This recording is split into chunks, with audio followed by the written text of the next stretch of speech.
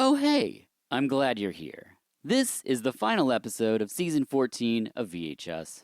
Thank you all for listening. What a great season we've had. Summer school with a teacher, the statue with a linguist, anime chats with Chris Boylan, Joe from the movie dumpster talking Peacock King, Cyber Tracker with Ryan from New World Pictures. Wow. Also, what a great year we've had. Huge thanks to every single guest. Also, thank you to Rodney of the Dead Milkmen and Seventh Victim for the awesome intro and outro music that you hear in every episode. Thank you, super producer Haley. You make us sound amazing. Thank you, Celine Cordero, for your amazing artwork, which, just as a reminder, we have a Threadless shop. Type in, VHUS podcast, Threadless.com, and you can find almost all of our original episode artwork available on shirts, totes, magnets, stickers, mugs, and more. Ryan and I as cyborgs from I Love Maria, it's there. Our podcast logo, yep. The reflecting skin, yeah. Greener grass, Edmund McMillan and I, and tentacles, it's all there. Look, and it's currently on sale, so head on over, VHSpodcast, Threadless.com, and you can find all of those great designs. Thank you, everyone on the Patreon. You can find us at patreon.com/VHUS, where we have bonus episodes as well as articles. I write on movie series like The Eye and its sequels, or Mr. Vampire and the sequels, or all of the Karate Tiger films. It's where I get to really kind of spread my literary wings or something. So it's all there, patreon.com/VHUS, if you would like to support us and guarantee a season 15. We end the season with our personal top 10s of 2023. I love doing these as it's all of us championing movies that meant a lot to us personally. And, that's different than a best movies list. So my guests and I, we share similar interests, but we also have our own flavors of movies we enjoy. And boy, do we get into that in this episode. So thanks again for listening. Thank you for supporting us. It's your support that can guarantee a season 15 of VHS. So let's get to it. The movies are our personal top 10s of 2023. My guests are Lindsay and Ryan, and this is VHUS.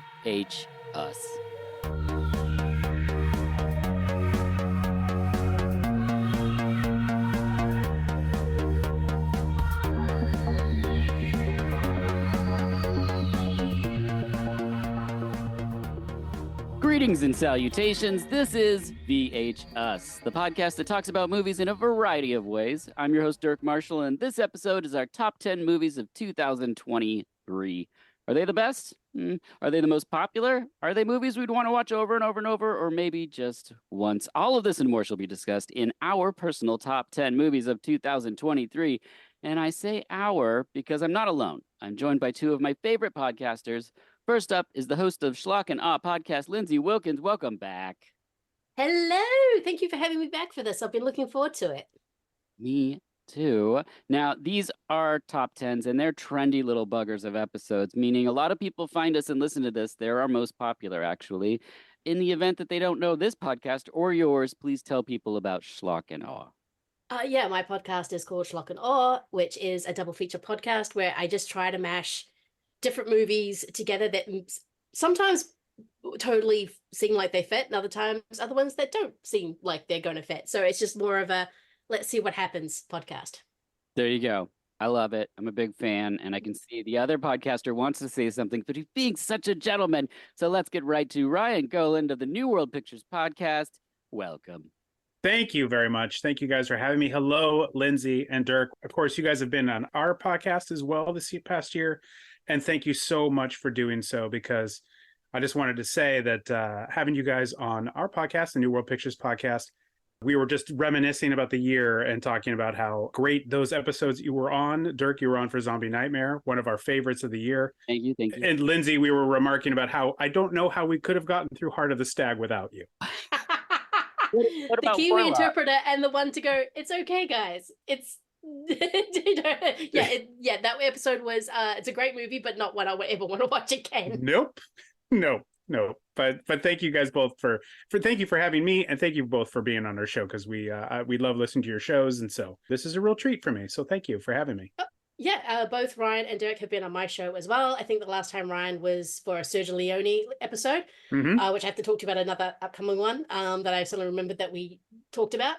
And Dirk, it wasn't the Little Forest one, was it? Was that the last one? I can't remember.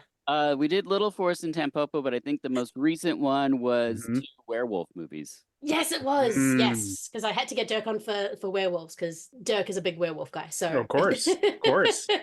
Oh, I don't know. Werewolf in training, really. Exactly. I've been working on a lot of werewolf skills. Ryan, in the event that people don't know New World Pictures podcast, please break it down for the listeners. So simple, guys. We're on a journey, let's put it that way, to watch every movie released by New World Pictures. And that journey seems to be getting longer and longer and longer as the podcast goes on, because we find more and more titles that New World released in some fashion. But we're talking about all those movies. We're talking about people that made them. We're talking about movies that New World nearly made. So, and we just have a lot of fun. We do our best to entertain and to inform, give context, and also have a good time while we discuss the many weird movies released by New World Pictures. Yes, and I know I said it last year, but also your interviews that you have with people who worked on the films, also those guests are really excellent episodes, not just the entertainment. Thank you. And myself. Yes. Well, and yes, you were both on 2 of our more entertaining episodes of the year. So again, thank you. And we'll be getting to more interviews this upcoming year. So hopefully people will check those out and enjoy them. So Awesome. Well, before we get to the top 10s, I just wanted to ask you each 2 questions regarding your respective podcast.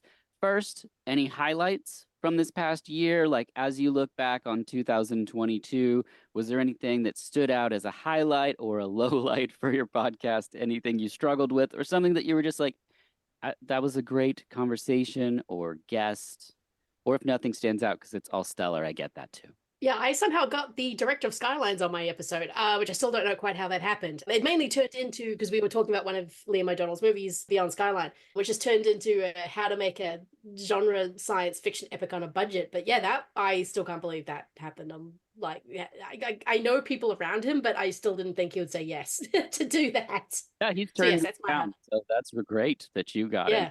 And it was a great conversation. I enjoyed it that. was, yeah. Yeah. It's so forthcoming with information about what goes into his path through film, and what Yeah. budget and locations and casting. So great work. Yeah. I What was didn't know your highlight? Oh, I didn't know if you were going to do a low light. I think the low light for us was actually in June Gloom, when Lindsay took part, because that was a tough month to get through for us. A lot of sad movies we discussed, and I just think during that time we discovered, or shortly around that time, we discovered like more titles and more movies, and we just realized what a journey we had. But on the plus side, which I jokingly say is a low light because we knew what we were in for when we started the podcast. But I would say that one of the highlights for us was the discussion we had with the Torment crew. We had a Torment reunion show where we talked about this 1986 little thriller that nobody knows about, which was an independent production that New World Pictures picked up and released. And then we got to talk to Scott Alexander, the screenwriter, John Penny, and Earl Ghaffari, and they've all had these momentous careers in Hollywood, and we got to talk with them about Torment and the whole process of making that movie, and just really sitting there with the 3 of them reminiscing about the making of the movie was such a highlight for us, just to be able to be in on that conversation. And I'm amazed that we were able to pull that one off as well. So like Lindsay, it's amazing when you reach out to people and they're like, sure, I'll come on and talk about stuff, and it's like, really, are you sure? It's very cool. It's very cool. It's nice to see really cool people that are, had these amazing careers and they're willing to talk about it. Is very cool. No, that's awesome. I had really great luck with guests this season. I didn't even plan it, and the Toxic Avenger episode with the janitor came out on the anniversary of the Toxic Avenger film release, and that wasn't planned. And so there's a lot of things like that I was really appreciative. My low light would definitely be losing all of my listeners because of my anti-Frasier rant. Literally, in case you didn't hear it, on an episode with Ryan, I went all in on the ridiculousness that is the most uninteresting character from Cheers. Getting the backlash was immense. I mean, you were trending. There was YouTube drama videos. Or I mean, it was just insane, Derek. I can't Oh. believe that you. Yeah. No, they flooded their AOL chat rooms, and quill sales were through the roof, as they angrily described on Parchment. Mm-hmm. They hired hundreds of pigeons to deliver messages to me, my yard destroyed by the voided bowels of pigeons. But the fierce backlash didn't stop with my podcast. No, the mob of people clued into only what's hip and cool also forced a mall to reopen a Natural Wonders store that only sells rain sticks and the first Enigma CD. And then after that, they're supposedly going to bring back the Charleston dance and then possibly reunite the band Right Said Fred. I mean, they are clued into all of the best things. Of course, I'm joking, people. This is a joke. It's all a joke, because when movies come out these days, Because they wrote emails, everybody. They didn't wrote write emails. on parchment. Come on. oh, it wasn't scribes on Parchment. No, but it just seems like we live in this internet age of movies where something new comes out, and before anyone can enjoy it, someone screams into the void, "It's the worst!" And then someone goes, "It's the best!" And then you're just like, do I even want to see this thing anymore? That's like so many people are angry about or disgusted about. And so I just think it's funny to have someone rampaging against the release of a new season of Frasier. No, to be fair, I think we're actually due for a Right Said Fred reunion tour. Like that just, yeah. My partner was watching a thing on Milli Vanilli, like kind of like oh God, how long was that ago? 30 years ago, 40 years ago. Oh my God. Kind of retrospective kind of documentary about the whole thing, even though the whole Feels thing like lasted yesterday like 2 to me. weeks. Yeah, I mean, I remembered being so betrayed and my CD had to go. But Yeah, it was, I threw all my spandex shorts away. I stopped. I blamed it all on the rain. That's exactly what I did. You have to at some point. Yes. It deserves the blame. Yes. Yes. Yes. Agreed. Now, how was the process this year for each of you going into this episode of your personal top 10s for 2023? Lindsay, was it a struggle or a walk in the park? Struggle. This year, I think, except for some of the blockbusters, I actually think this was a really good year for movies. Mm-hmm. Mm-hmm. So when I first started, I realized my top 10 list was about 25 movies. It technically still is. Like, there's a few things that had to go, and I've already said this like 5 times, but 2 major Oscar plays that are technically 2 of my favorite movies are not going to make it onto this list because they are making other top 10 lists. So I can talk about some other things that I generally love as well. But no, this was really hard. Like, Yeah. I mean, I was like, oh my God, what do I do? What do I pick? So I had to literally go, okay, what movies am I generally going to rewatch? What are these movies that I'm just going to generally watch over and over again that are kind of going to go into the rotation otherwise, because it's way too hard.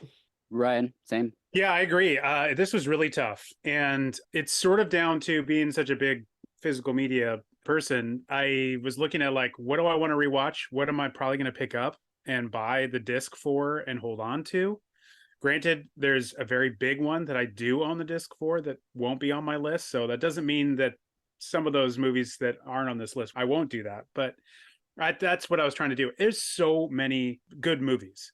Yes. And there was a lot of like really, really good movies and a lot of like excellent movies that actually won't be talking about in this episode because they're great movies. And I'm not denying that they aren't great. I think they're great too, but these are my favorites. So it was like, I really had to try to distinguish between like movies that I admire, I think are fantastic, well-crafted, amazingly made films, but are they my favorites? That's the little bit of a difference there. So it would be a different list, I think, almost entirely if we were just doing like the best of 2023. But I love doing favorites because I want to think about what are the personal connections that I've had to some of these movies. And sometimes they're the same. It's the same thing. I admit there's a couple movies that it's the same thing. I had a very personal connection to it. And I think it's one of the movies, there are movies that are talked about on many of these best of lists. So yeah, there's a lot. Yes. There's a lot more. When I looked at last year's list, I was like, last year I was just like picking random fun stuff for me, but it was like this year was like, oh my Lord. And there's still so many things I haven't seen yet. Yep. SAG isn't sending out screeners yet, so I won't get screeners for another couple weeks. There's just a bunch of stuff I haven't been able to see. And I tried really hard to see absolutely everything and I couldn't. And there's a lot of good stuff. And I'm sure I'll see some of those, much like last year when I saw Triangle of Sadness in March. And I was like, oh, that would have been on my list. Man, oh well. But, it happens. It happens. We only have so much time. We can only do so much. Exactly. Yeah, I agree. I just like had probably 25 movies, like Lindsay said, and then I started like whittling them down. I had some that have been on my list all year. There was two that I was like, I know that nothing's gonna beat them. And then there was times where they moved lower down, and I was like, oh my gosh, I can't believe There's a this. couple that happened with that. I'm looking at a Yeah. movie going, oh, I thought this was going to be my favorite of the year. And it's like way down now. And then I saw some stuff that like I went into knowing exactly what it was. It operated just like it should. The performances were great. I'm like, this was a really well-made movie, but that's not going to be on my list of personal favorites, you know? It's just like nothing against that film, but like when we make these lists, I really have to think like there's only 10 spots and there's so many great to really impressive films. So I just had to do that. And then I was listening to Cillian Murphy talk in an interview, and he said the job of art is to ask the question, not to answer the question. And I looked at my list and I was like, oh my gosh, like so many movies are doing just that, like that I'm connecting to. And I was Hmm. like, I wonder if part of my connection to that is that asking of a question and not providing an answer, that something in me is like seeing this pattern of like, I know that I like that from things like, David Lynch and his transcendental meditation way of creating films, but I'd never really thought about it, say, in Spanish films or, like Chilean things. And so it's a really interesting year, especially to look at this final list and be like, well, I guess this is me, like a year in films. So the way we do this, people, is we'll start at the end and work up to number one, starting with Lindsay, then Ryan, then myself. We will continue our Bromley rule, meaning that if someone's pick is higher on their list, we'll wait to talk about it in its higher position, which Ryan started saying higher last year when that happened. And so we're going to continue that. So Hiya. well done, Ryan. Look at me. Wow. Yeah. I don't often do things well, but you know what? I'm proud to say I did something here. I really feel good. Yeah, you contributed. You're a team player. We will also be giving our personal pick awards as we go. So, lead actor, supporting actor, director, cinematography, and score. If something really stood out from any of these films, and once again, we're saying just personally, this person's efforts meant a lot to us. No shade on anyone else. So let's just kick it all off with the 2023 personal top 10 movies with Lindsay with number 10. What do you got? Oh crap, now I'm changing my mind. I just realized that actually, in terms of a movie that I'm going to keep rewatching that I don't think is even the best of the year, but I am just going to get so much enjoyment every single time I see it. And I apologize for nothing, but I'm going to go for The Pope's Exorcist for my number 10. Oh, Um, okay. it wasn't actually, it was kind of one of the tied ones. And I'm just looking at this going, you know what? Screw it. Let's let's go. I love it. Of Russell Crowe on a Vespa. That is all you need to know. I think this year is the realized I actually kind of like Exorcist movies. Rewatching the original Exorcist and kind of going through that series, watching Pope, even not hating Exorcist Believer, which is not a movie or not a full 3-act structured proper how you should do a movie. The Pope's Exorcist is a 3-string and it has Alex Esso in it as well, who I never recognize anytime she's in a movie. It's always after. I'm like, what? Wait, was that Alex Esso in that movie? Yeah, I mean, it's fun. I mean, it's exactly what you think it is, but you're enjoying it. So when certain things started happening, if I do the handle like the chair arm kind of hit, I know I'm having a good time. And the Pope's Exorcist actually had quite a few of me just slapping the armrest. I was going, oh my God, they're actually doing that. Like, that is too much fun. And Russell Crowe is doing a terrible Italian accent, running around drinking wine, hanging out with Franco Nero, who's playing the Pope. I mean, this movie is just fun. Like, I'm sorry, yeah, this is a movie I am generally going to keep watching and giggling at. It's not scary. It's not doing anything an Exorcist movies is kind of meant to do. But yet you're watching it going, yeah, I'd hang out at this haunted Spanish castle. This sounds like fun. Perfect. Ryan, you saw Wow. No, I have not seen The Pope's Exorcist. I was saying to you guys that this is one that I've been trying to convince my wife and co-host Erica to watch. I know she's going to love it.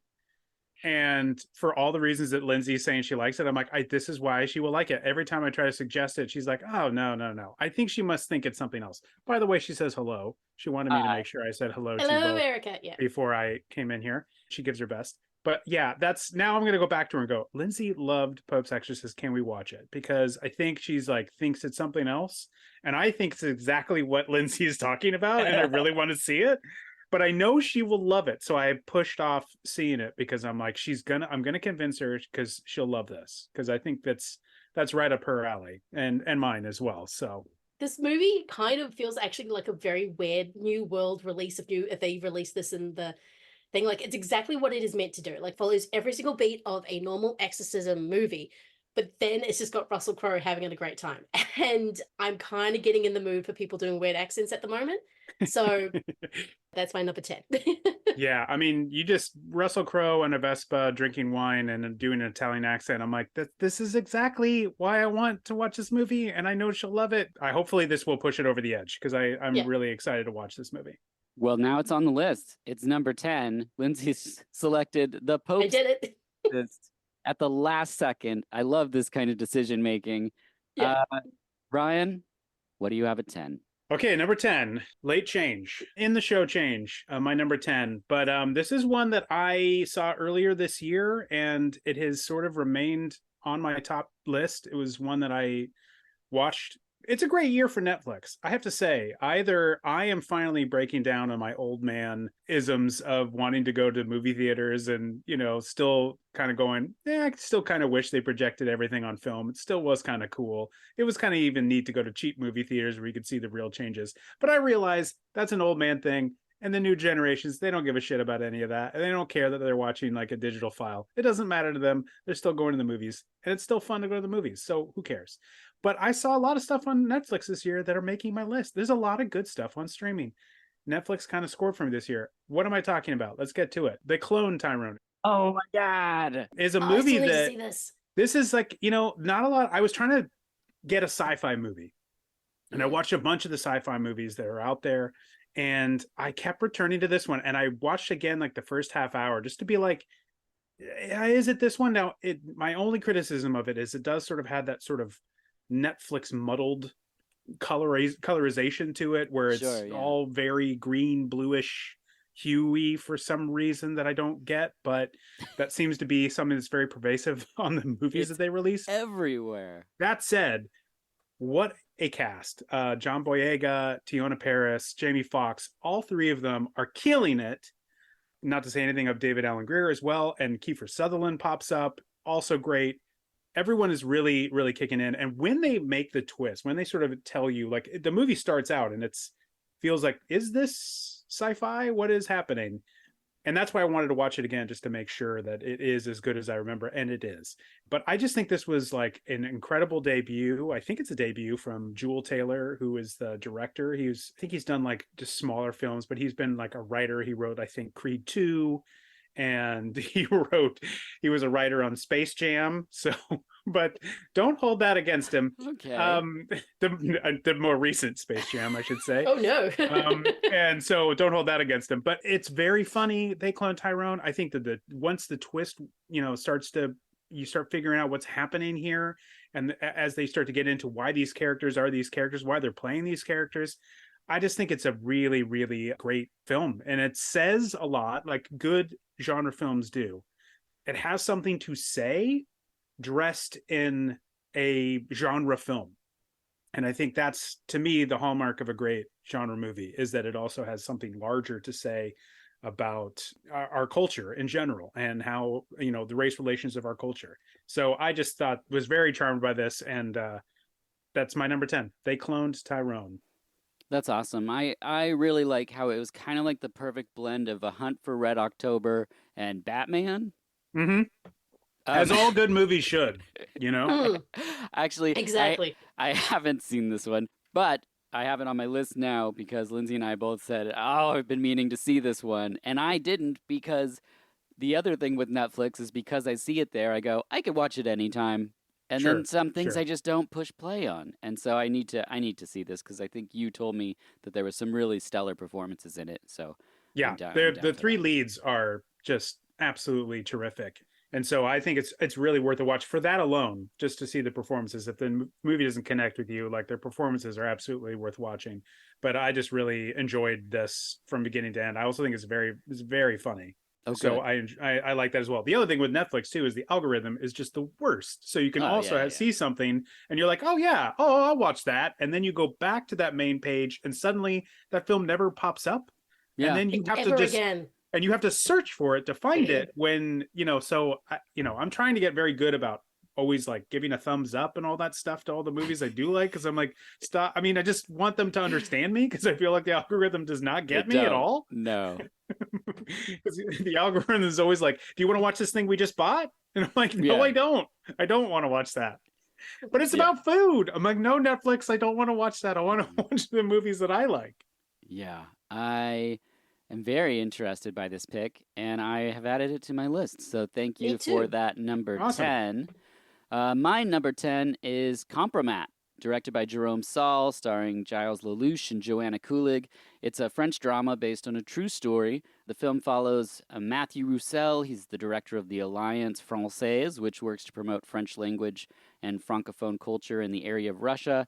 He's unexpectedly forcibly removed from his home and charged with dissemination of child pornography on the internet and molesting his own daughter, which he's not guilty of either. He's put in prison, and he is sort of released. This is all in the trailer. And then the person that's got him out is like, you're going to serve 15 years or you have to leave. And so you have this very tense thriller at motion, and it's just really superbly acted. And as a father, it was really a stressful watch for me, but in a way that wasn't like I would never watch this again. I thought all the performances were really compelling. I think it helped me that I wasn't familiar with the cast, unlike a film that might come up in this episode where you know every single person in the film. I was able to really believe that this was really happening, and it really was totally engrossing for me. So I rewatched it just to make sure it held up, and it's really great. It's super solid, so I highly recommend people who haven't seen Compromat with a K to check it out. That is my number 10. Yeah, and it is on Hulu. So this is another one of those yeah. issues where you had mentioned this movie to me before at some point, Dirk, and I was like, okay, I got to check that out. And I saw that it was on Hulu, and I was like, cool, I'll look it up on Hulu, because I'm sure, considering my tastes and yours, I'm sure it will just pop right up. Well, it has not. No. You see like the same 10 films. Yep. Like, because they imitate the Netflix model, which is like, no, stop. Everyone stop imitating that model. It's terrible. Please do your own thing. It's awful. But yes, it's on Hulu. So I'm going to check that out. I wanted to see it before this, but I didn't get to. So that's that sounds awesome. The thing about this algorithm situation is, like, this year, I had mentioned to Ryan I wanted to see Sergio Corbucci movies. I had never really taken a dive into the director or his westerns, and I knew that Ryan was a Western fan, and so Ryan kindly said, well, tell me what you're watching, and I'll watch them too. So I dove into all these, and my algorithm has picked up none of that. Right? Isn't that crazy? It's like 7 in a row, and it's just like, he's probably not interested. I'm like, I'm very interested. What is the problem here? I've been watching them in a row. I'm going through a thing. Same with me, because I know you like this, and I know it's on in Australia. It's on Binge and Stan, and I still haven't watched it. So it's a problem. Every single time it's on streaming, I'm like, I'll get to it. Yeah, well, that's all right. That's all right. So we've done it. We hit number 10. Let's move on to number 9. Lindsay, what do you have in the number 9 spot? Okay. I don't know if this is no, it's not a cheat, because technically this movie's coming out Australia in March, which is bullshit. But I do know that this movie is Japan's entry into the Academy Awards for Best Foreign Language Movie. And so I'm just going to assume that the Academy knows what it's doing and is going to nominate Perfect Days for Best International Movie.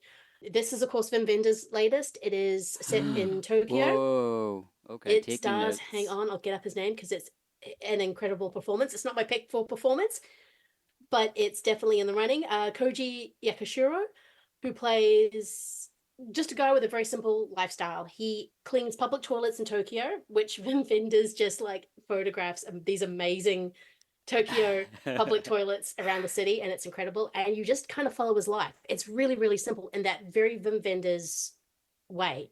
I mean, the movie opens up where you watch this guy get up in a very small apartment, go through his morning routine, and then he gets into his van, puts in a cassette, because he still has cassettes, and then House of the Rising Sun starts playing, and he's driving along the freeway in Tokyo. And I'm in a Wim Wenders movie, and I'm happy.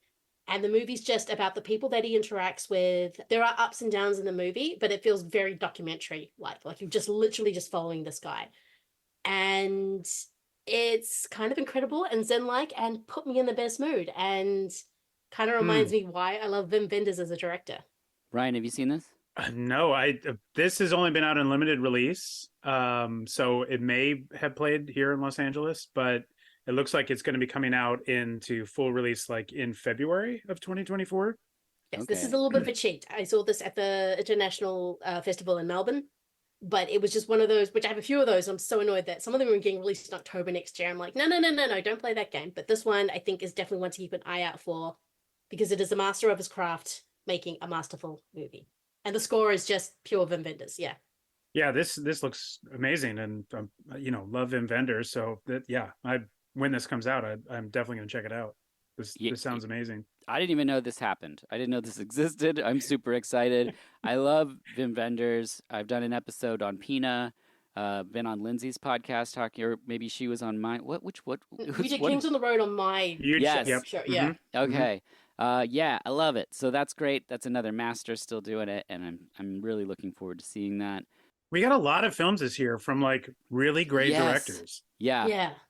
Yeah, it's amazing. And the variety of films that I'm sure are going to come up in these lists, it's really awesome. Like when people have the very sort of narrow conversation of like, Marvel movies versus whatever, like there's a lot of people putting out really awesome things that aren't like getting a lot of, mainstream shine.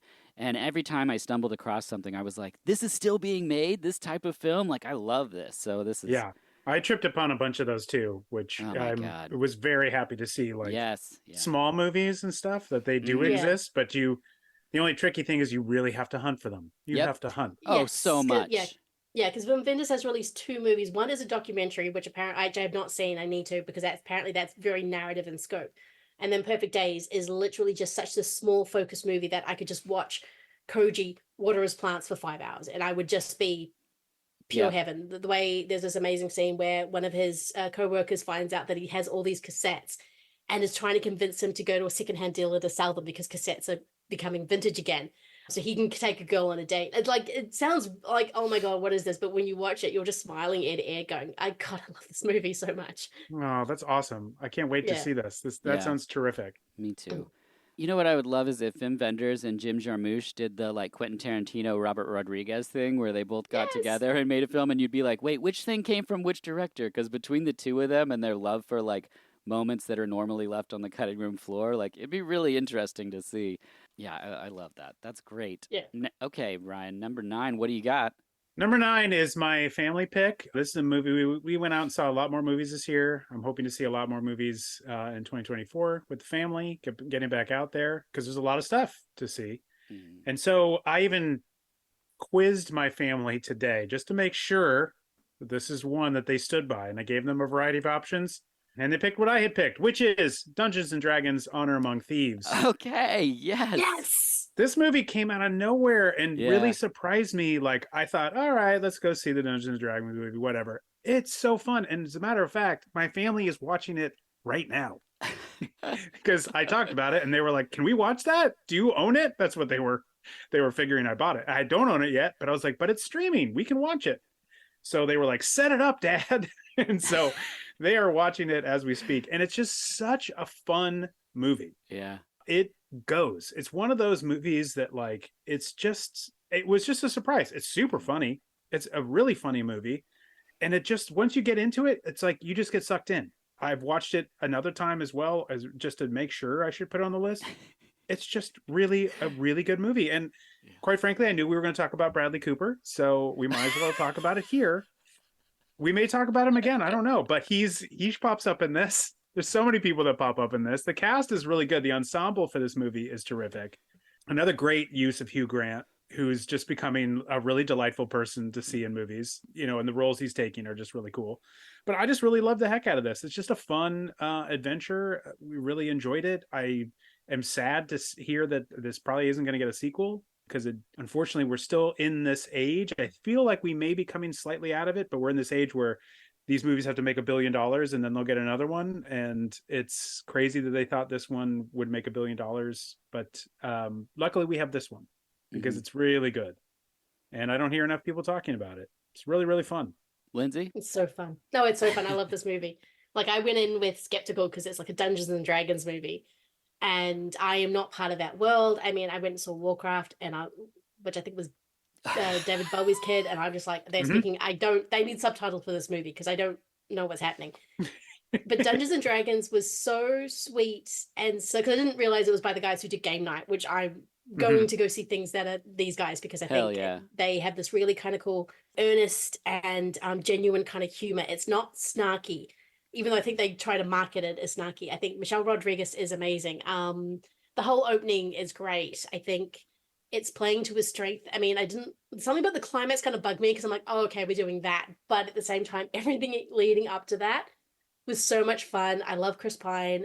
The dragon in it is amazing. That whole sequence and what's his name being the ultimate knight and just walking straight. You're gonna go. Is he gonna go over the rock or around it? Nope, you went over the rock. It's still one of the funniest jokes in it. Yeah, it's filled with really good gags. I'm really, Yeah, it's genuinely funny. Like it's not trying to be above the material. It is just. So yeah, maybe I think this is hopefully one I'm hoping that will catch on in the next few years when more people kind of watch it and realize it, and then maybe get a sequel. But yeah, this was kind of a movie that I think if it was released toward the end of the year, I think would have done better because I think everyone was kind of ready for that. yeah, Yeah, we still want yeah, IP, but we don't want superhero IP. And I think it just was yeah. I think, yeah, literally, I think a thing of months, I think it would have done better than it did when it was released. But it's And so much fun. and it's not like they've done like 1,000 Dungeons and Dragons movies, but they've done enough, and they've certainly, also had a Saturday morning cartoon, which I watched a lot of, which somehow involved roller coasters, which didn't make any sense, but that's how they got into the weird world that they ended Yep. up in Dungeons and Dragons world, because they took a Uh-huh. roller coaster. I don't know. It doesn't matter. It's a cartoon, but they've been enough shots at it that you're like, I don't know about Dungeons and Dragons. And it's a movie like sometimes when people just nail it, you're like, why hasn't this happened before?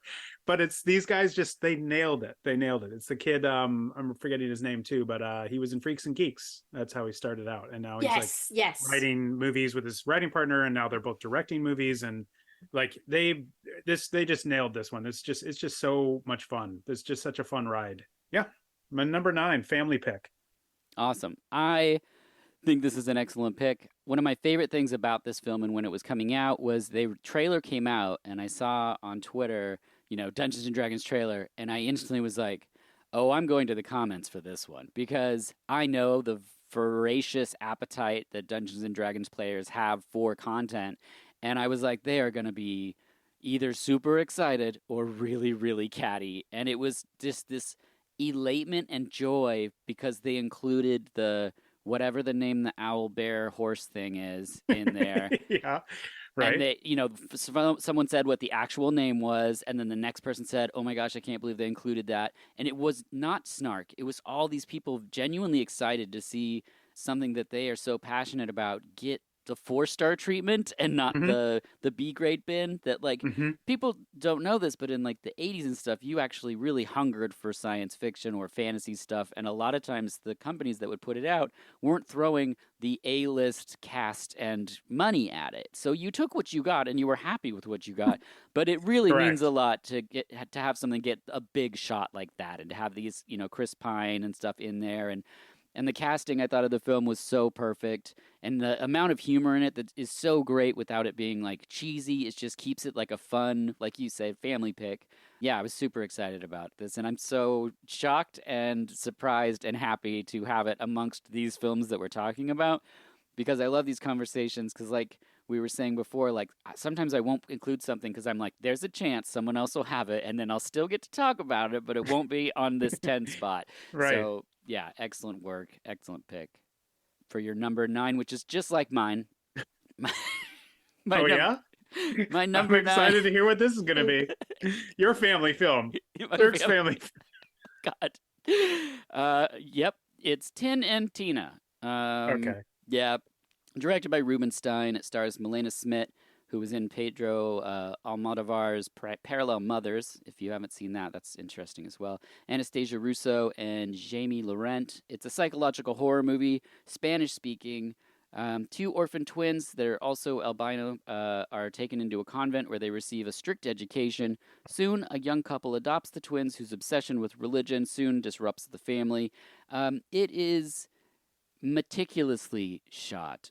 I mean, the claustrophobic feeling in its precision I mean, it's what it's lacking is claustrophobic precision. So sometimes in some directors' films, when they're working tightly with the cinematographer, you can feel that this thing is so on the rails that it's like, it's very, you know where it's going. And the way that this movie is shot and the compositions of things, like, for instance, the part where a mother is looking and then the kids' faces are in randomly placed mirrors in front of her, standing behind her, and it's just the ornate mirrors and I just see stuff like that and I go, my God, like, just the planning of this and then having the actors be so amazing.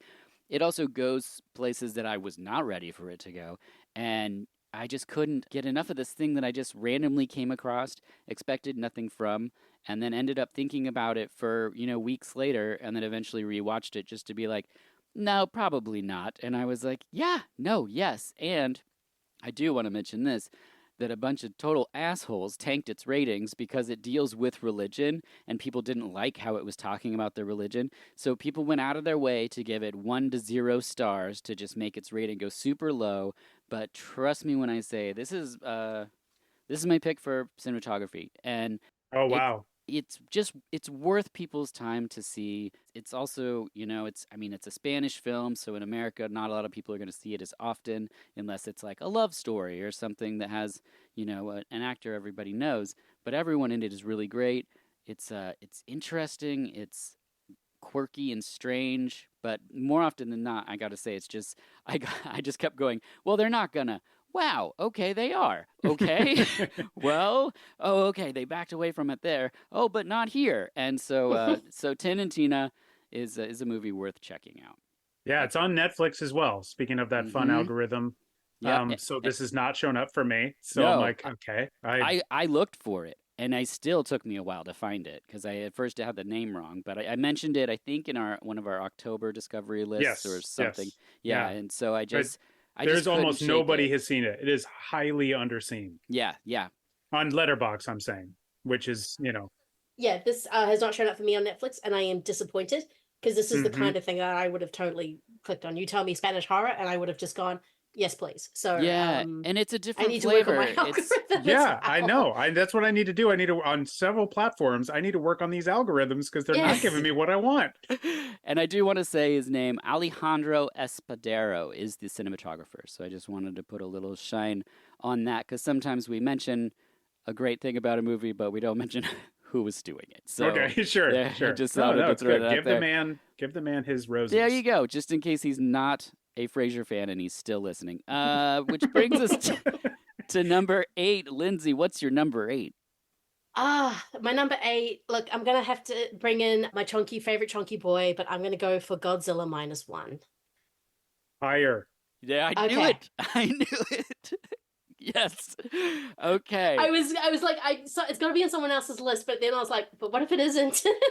Yeah. It Okay. is. It Now is. it Yeah. begins. I'm very happy you picked it though. I didn't know Yeah. how the back half was going to be for us, but I knew there was going to be some hires coming up once we got into this. Yep. Okay, that brings us to your 8, Ryan. What do you got? Well, we went from a family pick to a film about obliterating Nazis, and I'm going with Sisu. Yes, I had this on my list and I was like, I'm just going to say maybe Ryan's going to pick it. I sure hope he's going to pick it. And you did Oh, at yeah, number I This 8. was mean, one of the ones I was meant to catch up in December, and then I got sick and forgot to watch it. And I was Oh, this was the movie this morning. I went, fuck, I forgot to watch Sisu. Sorry, I shouldn't swear. But yeah, I was very annoyed at myself. oh, this that's is great. this is not my pick for DP, but man, did they shoot the hell out of this? It looks terrific. Seeing the backs because I have the disc for this, so I also rewatched it just to make sure it was, and I was like, hell yes, do I have Oh, this? I man. love seeing this guy. It's basically a guy who does not speak much. Jorma Tamiya is the guy who plays Mhm. him, and he plays just a basically the Finnish Rambo, and he finds gold, and he comes across Nazis, and the Nazis decide to take his gold from him, and he's like, nope, no you're not, and I will just decide I will ruin all of you and I will destroy you all. And he goes through, and it is Nazi killing exploitation, Yeah. and I am here for that. And it does start to stretch a little bit of the credulity of like, physics and, science, but I'm like, I don't care. I just had such a good time with this. Jerma Tamila, or however you say his name, Yeah. is a guy I want to watch. I want to see the Jamal Helander, who's the director. I want to see how he does movies. He did Rare Exports, right? Yes, Yeah, I was going to say, absolutely. same guy who did Rare Exports. Yeah, and it's Yeah. Yes. he and Sisu is the dad from Rare Exports. I think so, yes. Yeah. And Oh, I have to they watch shot this in a today. part of Finland that was very flat. They wanted but it was freezing cold. And like, just to go through the special features and watch like how punishing it was to make this movie, it does Yeah. not read No. like but I mean, it's punishing in that he goes through hell to take down all these Nazis. But like, boy, I didn't realize like what they went through for the particular aesthetic of the film, just to get the aesthetic that they wanted, shooting in this area that they wanted. It's fascinating, and it's just such a fun film. And kill Nazis, I'm in. So loved Sisu, and it's why it's my number 8. Yeah, I was really excited about this one. This is another film that, I love Rare Exports. I saw the movie after that where Samuel L. Jackson was the president and the plane crash lands in a Kind of forest. fun. I haven't seen that one. It's kind of fun. I want to check it out. Yeah, It's fun. Yeah. I like what he does. He has like a big blockbuster aesthetic, but definitely a different sensibility. And this was a movie that like started gaining traction outside of people that would be looking for him, and that was really exciting for me because these foreign directors that can make something, and then Americans start to be like, "What's the Sisu thing?" and then to really get blown away by that. I mean, 2 words, mine frisbee. I mean, it is an image I could watch on loop all day, for better or worse. But yeah, it's just so satisfying, the film, and the way that he alludes to certain things, but doesn't have to put us through the pacing of, say, something like a sexual assault or something. You just get what this revenge is all about. It's just so smart, and it's so fun. And yeah, you do suspend disbelief through certain things, like running with a gold pan in front of you while people have machine guns. But like, it's so fun. You're just used to it in like exploitation films that you're like, I'm being entertained. I'm not like getting out and being like, hold on, how many bullets and how big is that tray? And you're just he like, does have to pull bullets out of his leg afterwards. But yeah, you're like, like how but it looks and cool. as it goes on, you're like, how are they going to top this? Well, they had to top it somehow, and you're like, well, I'm not 100%. I buy some of that, but you know what? I don't care because I'm having too much fun with the whole ride of it, and just the ambition of it. And I just think that here's also a director, and I'm curious to see how his career continues, where he has clearly an actor he loves to work with. Yeah.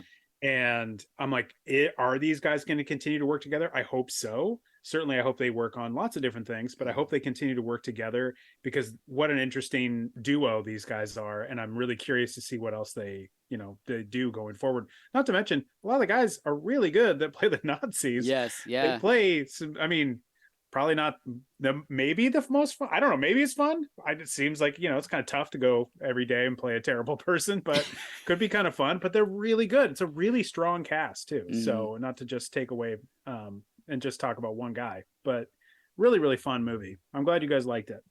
Yeah, definitely. Okay, my number 8 is... Wasn't ready for Sisu hate. I haven't seen any, actually. I haven't seen anyone be like, no. Like, I haven't. I don't know. Maybe it exists, but I'm sure the Nazis don't like it. Probably. They're like, hold on, what? This guy? Okay. Seems a little harsh. Yeah. My number 8 is The Beasts, directed by Rodrigo Sorogoyen, starring Marina Foy, Dennis Menashe, and Luis Sahira. It's a thriller. It's an extremely tense thriller. An expatriate French couple operate an organic farm in the Spanish countryside but clash with villagers. It's loosely based on the experience of a Dutch couple who moved to France. The film is in French and Spanish. If you're doing the math, no one spoke English yet in my list. The opening credit sequence of this movie, I don't even know how to... Like, it's people with a horse, and I don't know what they're doing, and it's not sexual people, but they're doing something with the horse that I don't know if it's like called breaking the horse or it's something that horse owners do to control it. But it's shot so beautifully. It's so disturbing as an entry point into the film.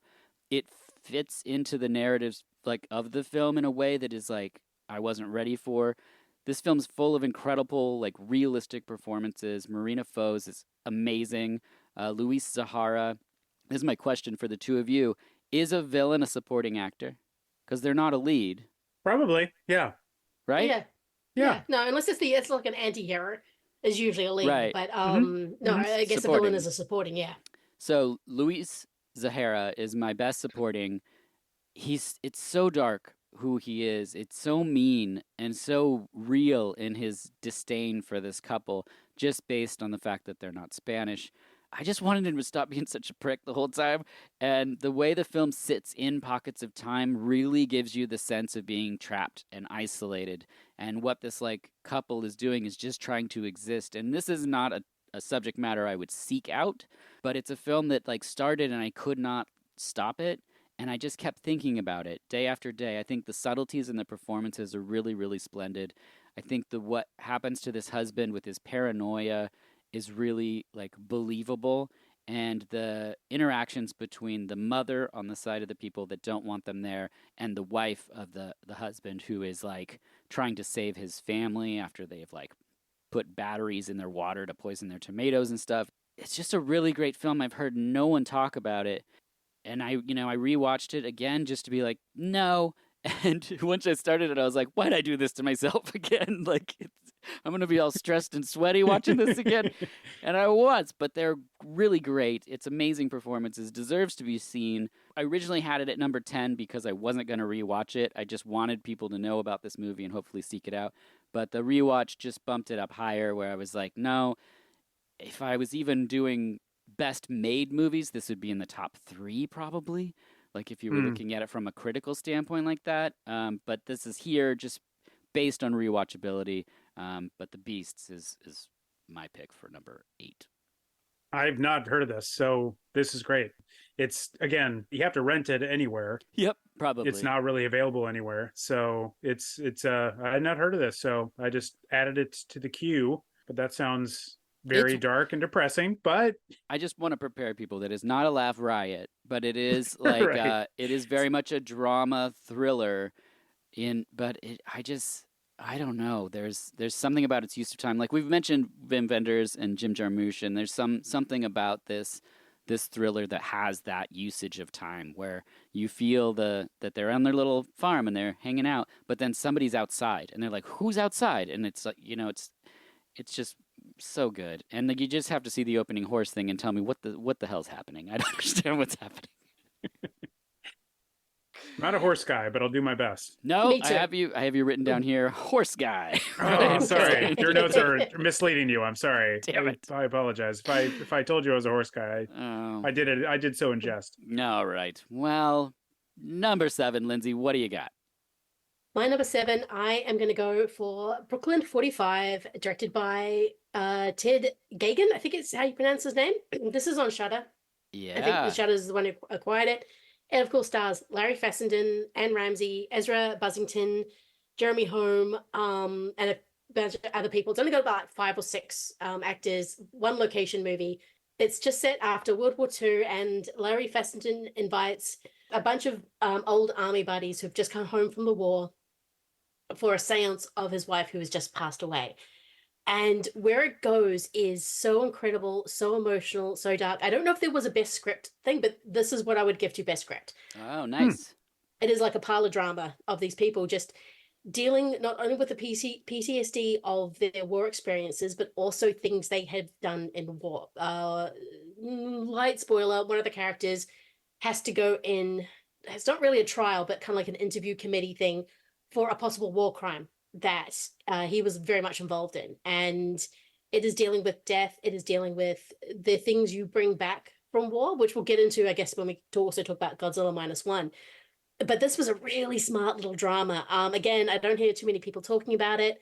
Larry Fessenden, of course, he's always great, but I really love Anne Ramsey in this. I think she's giving a really strong performance as these characters kind of oscillate between these different kind of moral kind of quandaries that they're now putting themselves in, of like, who can you actually trust? I mean, it even goes into, can you trust the German immigrants who have left Germany because of the war to come over to America for safety? It is a really strong piece of work. It is definitely, It's more gothic, I would say, than horror, but it's really good. Like, I don't want to spoil too much what happens in it and where it actually goes. Hmm.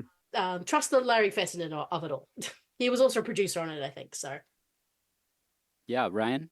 Yes, I saw this. I admit I did not connect to it as strongly as you did, but I do think that it's just a matter of you got to be ready for the single location because it is a yes, single location movie. I they do not definitely leave think that room. yeah, they don't leave that room. I think that they do a lot with a little, and certainly the performances are very, very strong. That was my thought on it. Yeah, I I love love that it's here. I love that it's here It, because I definitely think it's a movie that deserves more attention, as does Ted in general as a director. hmm I really liked his previous film. I think it was We Are Still Here. Isn't that his previous movie? yes, yeah, Barbara Crampton. Yeah, Yeah, that's really good. Yeah. really, really like that. So I was very excited to see Brooklyn 45 because I just thought that movie was so good. So I didn't like this one as much as I liked We Are Still Here, but he's still a guy that I'm going to check out whatever he does. So I'm really hoping more people check it out and he gets more opportunities because I think he's a really good director and he's doing cool stuff. Yeah, I really like this. I watched it with my wife Sarah, and she at the end I was like, "What'd you think?" And she's like, "I don't know, like as a movie, if I'm like super excited about it, but."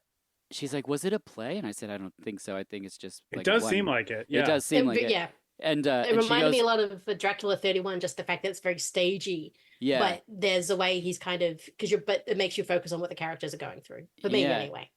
But she goes, all of those performances were great. And I'm like, Hmm. yeah. I mean, that's the thing about this is like sometimes a movie's worth watching just based on performances alone. Or sometimes you'll watch a movie and I might not connect with it, but I'll see a performance from watching it and I'll be like, I'm so glad I watched this movie because of that performance. And this movie has, I think everyone's great in it. They all do really interesting things. And, the way the script kind of has reveals and things, I think it twists and turns just in the right places.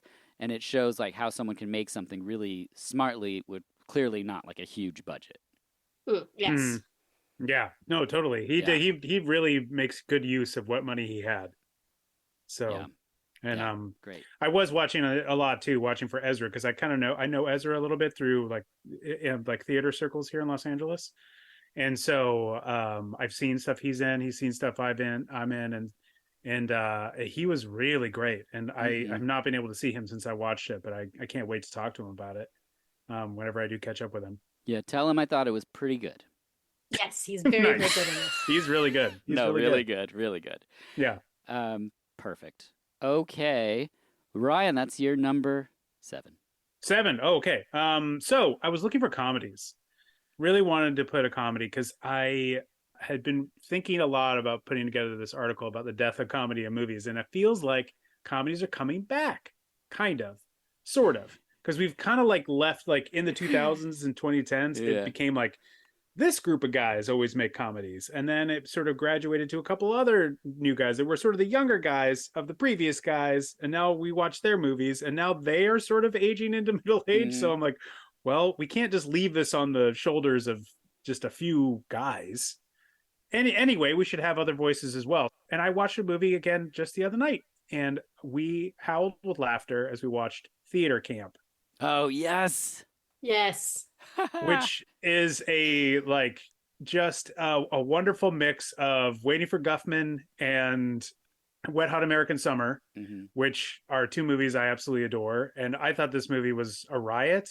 Especially leading up to the final number. It's all Oh, about it's so theater good. camp stuff. It's theater tropes, but it is about Amy Sedaris runs it. What it's great is that it's a mockumentary. So first of all, it's that. So the thing that took me a while to get to it is that it has this poster on Hulu that makes it look like a movie that it's not. And I saw that and I was like, I'm hearing people saying this movie's really fun. And I saw the poster and I'm like, I don't know. Maybe. I don't know. I'll get to it. And then I watched the trailer and I was like, oh, this poster doesn't look like this movie at all. Because it's this mockumentary, very handmade looking kind of movie. And then watching it, the performances are hilarious. All the actors are so good. Amy Sedaris runs this theater camp. She goes into a coma and her like best supporting actor to me, Jimmy Tatro as her son Troy. Yeah. The ultimate bro, who has a YouTube channel, goes in charge of gets in charge of this camp. It does not connect with his mom, at least in terms of love of theater, and does not understand all this. The other teachers, our camp counselors, all are against him. They don't think he's great. Of course, the camp's running out of money. Lots of just fun stuff that happened. I thought he was just terrific in it. Jimmy Tatro, he should play every bro that is in any movie going forward. I think for at least the next 20 years. I don't think I'll tire of seeing him do it. He's just an absolute master when it comes to it. But just such a funny movie. Laughed out loud so many times. Just really hit with me. And I was so happy to find a comedy. I did find a comedy that Dirk recommended for me, but I thought I should leave that to him to recommend. We'll see. Oh, God. I loved it, but I want to leave it to you to. So my pick is Theater Camp. Just such a fun movie. It's on Hulu, and I highly recommend checking it out. It's adorable. I admit I have a bit of a Ben Platt allergy sometimes. I understand that, yeah. And he is going full Ben Platt in this, but I will say, sure. Jimmy Tatro, when there's this kid there's this whole joke about the one straight kid at theater camp, which is amazing. Like he's been caught playing football and a few other things. His audition, and then he's just doing this kind of very modern bro-y pop song, and you just have Jimmy in the back just dancing and singing away. It's kind of one of the funniest things ever. He jumps up and says, "Finally!" and it's so fucking funny. I cannot tell you how much I laughed at that. I mean, it's not perfect. It also like Edibiri. She's so good and so funny, but she's like kind of wasted in this. Like it's not perfect. It's not perfect, this movie, but man, it nails so well. And I know it's going to be something that I watch over and over again. Exactly. I mean, her doing the masks and her asking what combat theater is, it's probably two of the funniest things in the movie. But she's kind of shuffled up to the side. And I'm like, no, I want more of her because I think she's one of the funniest things in the movie. Yeah, no, it has got some really amazing bits in it. I love the final show and how kind of great it turns out being, because you're seeing snippets of it and you're like, oh, is this gonna be one of those like terrible kind of Hot Wet American Summer kind of productions where you're like, what is happening? And then it actually turns out to be kind of amazing. The whole show that they end up performing is like, I could watch that entire thing for real on stage. It would be amazing. It would be. Yeah, it wasn't. Yeah, really, really good. I'm sorry I didn't interrupt. No, I agree. It's a really strong, and it just makes you kind of smile. Like as soon as those moments hit, I'm like, oh, okay, yeah, I know I'm on the wavelength. I'm on its wavelength, and it's now very funny. Yeah, it was a really fun one, and it's another one we watched with the whole family, and we all laughed. My daughter fell off the couch laughing at it, so it was like we all had a good time. So there's some stuff in the movie that you're like, oh, probably not appropriate, but well, hopefully they won't remember it. They call it sex workers. Right. Like that joke won't hit with them as hard as it will for me and their mom, but but that's okay. They'll get it later. Did you see this one, Dirk, or no? Yes, I did. Sarah and I watched it, and we loved it. She doesn't have the same kind of like theater experience that I had, so like some stuff I think you get like an extra layer if you've even known theater kids. Sure. But we both thoroughly enjoyed it, and I just thought the emotional payoff at the end of the film for the characters is just so great. I love that stuff. I hunger for it, that kind of like feel good, like I want to be me, and then they get to be themselves and shine in such a special way. So yeah, I loved Theater Camp. I also loved that I thought Amy Sedaris was in the whole thing. and a coma. and at the second they did what they did, I was like, this is really good. I'm in for all of that we're doing here. Yeah, Theater Camp is a blast. It's a fun one. Great pick. My number 7 is Venus, directed by Juan Balaguero from the Rec series. It stars Esther Exposito, loosely based on H.P. Lovecraft's Dreams in the Witch's House. Like Alex de la Iglesias or Paco Plaza, these are people who I will watch everything they do. They're always doing something visually interesting, and my God, they love to start something in one place and then totally shred it and just build something else and then put you in a different thing and throw another flavor on top. And so I love it. It starts off with a go-go dancer, Lucia, who's on the run with a stash of pills. She's hunted by mobsters. She takes sanctuary in an apartment block with her sister Rocio and her niece Alba, only to find out that there's malevolent supernatural forces in the building. It is visually so fun, so beautifully shot. Excessive colorization like we're used to these days. But I'm not a twists guy, but I just love that they do that thing that I said, where they start one place, end somewhere different, take you in different directions, introduce really strange characters and things. It does have H.P. Lovecraft tentacly stuff going on, and I just had such a blast with it. I watched it 3 times this year. Wow. Just because I was like, maybe it wasn't that, because it's not. I'm not saying it's perfect by any means. Like some of the effects, sure, they aren't ILM level or something, but like it's just the way that it sort of dances between all these different things. It's gory, it's a horror movie, it's a thriller. It's like got this, not like the movie Revenge, because it's not a rape revenge movie, but it does have this strong female character who is wounded in a way and then fights back in such a visceral fun, like where you're just rooting for the person, and it's just gorgeous the whole time. So if you haven't seen Venus, I don't think it got a good release. I know it's streaming somewhere. Is it Netflix, Ryan? No, it's not. You have to rent it.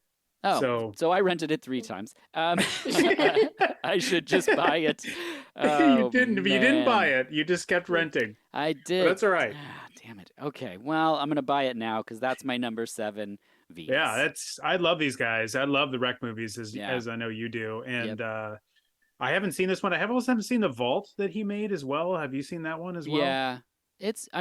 None of them are bad. I think all the stuff that Alex de la Iglesias does is great too, like Venetia Frenia and stuff. Like these are all totally worth your time in watching, Hmm. and a lot of them aren't long. Like this is definitely like a bigger sort of telling, I think, because it's the H.P. Okay. Lovecraft. They want to swell it up and really kind of do it some justice. But like a lot of the things are like 82 minutes or something. Like it's just like they're very efficient in their storytelling. Not a lot of fat left on the cinema hog. That's the thing. Um, but Yep. yeah. Oh man, that gets a little overused, that phrase, but I'll accept. Yeah. But yeah, Venus. That's my That's pick. awesome. That's awesome. No, that is on the list. Lindsay, Yeah. what do you got at number 6? Oh wow, my number 6. I am going to go for Polite Society, directed by I think it's Naida Manzoor. Yes, I was hoping this would be on your list. Me too. Yes. Me too. This movie is amazing. It stars Ritu Ayara. I'm going to butcher these names. Priya Kansera as 2 sisters. One is a art school dropout and trying to figure out what she's going to do now in life. There's a moment right at the beginning when I think Nita is walking through London with a cigarette and tracksuit pants and goes in and buys a whole Chicken. Peking chicken and is just eating it in an alleyway. And I'm just like, oh, this movie gets me on so many levels. Just sitting there, just munching on this whole chicken. But no, the younger sister Priya wants to be a stunt woman.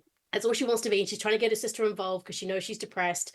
But of course, in typical fashion, because this movie's kind of blending about 4 different movies together, Hmm. the older sister decides to fix all her problems that she's going to get married. It's kind of like they go to an Eid celebration where there is kind of a setup happening, very Pride and Prejudice. In fact, Jane Austen gets names dropped. And the younger sister is going to go do everything she can to try and break up this wedding because she knows this guy is up to no good, especially the mother-in-law, who is incredible. Great. She's so And good. she's so good. That evil laugh she does is amazing. Hmm. This movie is so much fun. The action is amazing. This thing has a way of blending reality and fantasy together, that they're the same thing. I mean, it goes into Hardy Boy kind of adventure where they're trying to sneak into a male gym and pretending to be guys. I mean, Yep. Priya's kind of gang of girls is like the best kind of friends. I don't know. This movie just made me so happy. It is so funny. It kind of goes where you think it's going to go, but you're happy for it to go. Actually, no, I did not guess exactly where it was going to go. When that ending happened, I was like, wait, what? Yep. It's so good. I mean, the action sequences are generally really fun. Yeah, it's like to me, it was like, oh, they're doing the Bollywood movie, but they're going to do it a bit more Western, and they're going to Yes. kind of distill it down, and it's not going to be 3.5 hours, Yes. So I appreciated that. Love the action scenes. The action scenes are really cool. Eventually she's going to do the thing she wants to do. There's those moments, but still how they got there, I agree. I didn't quite see exactly how they were going to get there or what the twist was with the family and the mom, but what a fun movie. I just thought it was such a delight. Everybody in the cast is just terrific. It's like all these new people that you're like, oh, these people are all fantastic. Maybe I've seen some of them in some other things, but this is all like, what a like I'm so excited for what this director does next, and Yeah, me too. all these actors. This is just so much fun. What an absolute delight this movie was. So I'm so glad you put it on this list. I didn't put it on mine. It's at the bottom, Yep. just Oh off yeah, the list. But I was yeah. hoping that you would bring it up because I thought that this deserved this. I didn't hear a lot of people talking about this movie, and I'm so glad I pressed play because I totally thoroughly enjoyed it. I think there's some really cool undercurrents to it, like the fact that I think the fact the girls are sort of more second or third generation Pakistani from a Mm-hmm. Pakistani family, they've still got the pressure on them to be excellent, but they're not doing the traditional things like a first generation immigrant family, like the lawyers or the doctors. They want to be stunt women and artists, and but there's still that kind of cool Regency Jane Austen thing going on. The kids' adventure, the coming of age. Some of the jokes are hilarious. I love all the performances and yeah, you're right. It's like a Bollywood movie, kind of just down a little bit more Western. So it's sort of got those big, cool fantasy moments Yep. that are just baked into the reality of the movie, and it's yeah, so much fun. I mean, when you have the dance sequence, you get like, Yes. they have all this stuff, which actually is, plot wise is perfectly well structured. It makes sense where it is. It isn't just like a moment of her breath of like, now we have the scene with the dancing, like which might be in a Bollywood movie. Sometimes they're structured in very well. Sometimes they're just there to enjoy. Mm. But like, I thought this was so well structured. So like she set everything up just so beautifully. And I just thought it was so much fun. I'm so glad you picked it because I'm glad I get to talk about it too and give you a virtual high five on this one because it's such a fun movie. Yay! I love this. Yeah, this movie's brilliant. Yeah, I completely agree. It's something I was so excited when I pressed play on it and realized what it was. My wife and I watched it just gleefully laughing. Love the relationship between the two sisters at the heart of the film. Yeah. That sibling like push and pull is just so fantastic. And the way that it's a comedy, so you're not going to get this part of the film where they absolutely hate each other, even when the characters are not gelling. It's still like super fun and enjoyable. And I just love the parts where she's helping the younger sister do her like stunt things and stuff. It was just so fun. Then the fight sequences are so well choreographed, and it's like it's a comedy, so I was super happy. Like I felt good at the end of watching Yeah. it, and yeah, I am so happy to have it here on the list at number 6. Oh my gosh. Yes. Okay, Yes. Ryan, what's your number 6? Okay. Well, there was many movies called The Killer this year, but there's only one that I'm putting on my list, and that is the one from David Fincher. Because, and I'm sorry, Lindsay, but I mean, this is about a hitman who listens to nothing but the Smiths, and it may Yeah, not be yeah, he what may does. not be your favorite band, but it is a band that I grew up absolutely loving. And so once I realized that he was going to exclusively listen to the Smiths as he did his evil deeds, I was like, well, I don't know how I couldn't put this on my list. There you go. Dirk has the Smiths showing us on camera. And I just, I'm not I like David Fincher very much, obviously. Very, very much respect him. Loved a lot of his early 7. movies as he came in Seven and Fight Like Club and The everything else. Game. You love The What Game. You the talk game? about The I Game did see. all I the saw the time. game in theaters. Me too. And so, yeah, I was seeing everything that he would Yeah. do. And one of the coolest things we've done, I think prior to the pandemic, was we actually saw the Fight Club with like a live band doing all the music. Oh wow. And that was Weird. really fun to see.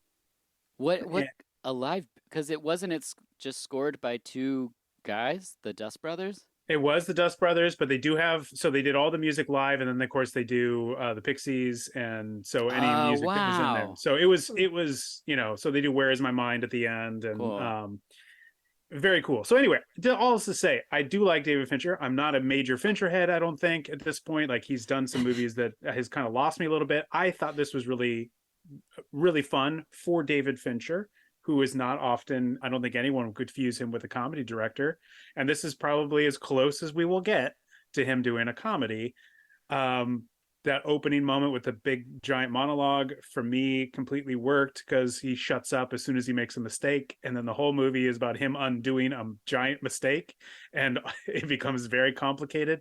There's a fight scene in the middle that I think is one of the best of the year. I think The one in the house. Yep. Yeah, in the house is that one's extraordinary. Oh, Yeah, It's that fight an scene is amazing. unbelievable What? fight scene. And, this is a year when John Wick 4 came out, and I love that. But this was just such a stellar scene. And I just enjoyed the whole ride of it. I love that Fassbender walked around like looking like a dope for half the movie in a bucket hat. But I just really enjoyed the heck out of this. Plus, he listens to the Smiths the entire time. It's like I was like, yeah, no, I'm in. This has to be on my list. So The Killer. Yeah, that sequence, scored by Trent Reznor and Atticus Ross, I think. Yep. The fight sequence, there's these warbly, bassy synth sounds when they're tussling and moving their bodies. Yep. Like, it is such an interesting choice and so smart. I've never seen anything like it. And the film itself, I was kind of cold on, which I don't think that that's weird. But No, I would totally understand if anyone yeah, would. but I get what he's doing, and like a lot of directors, it's intentional. Like what he's making is what he's a master at what he's doing.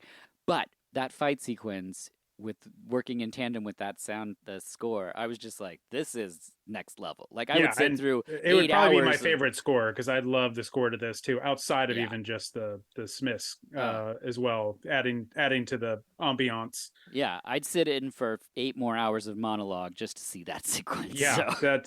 and also the Tilda Swinton stuff. I just thought Oh my God, she's the best. it was fantastic.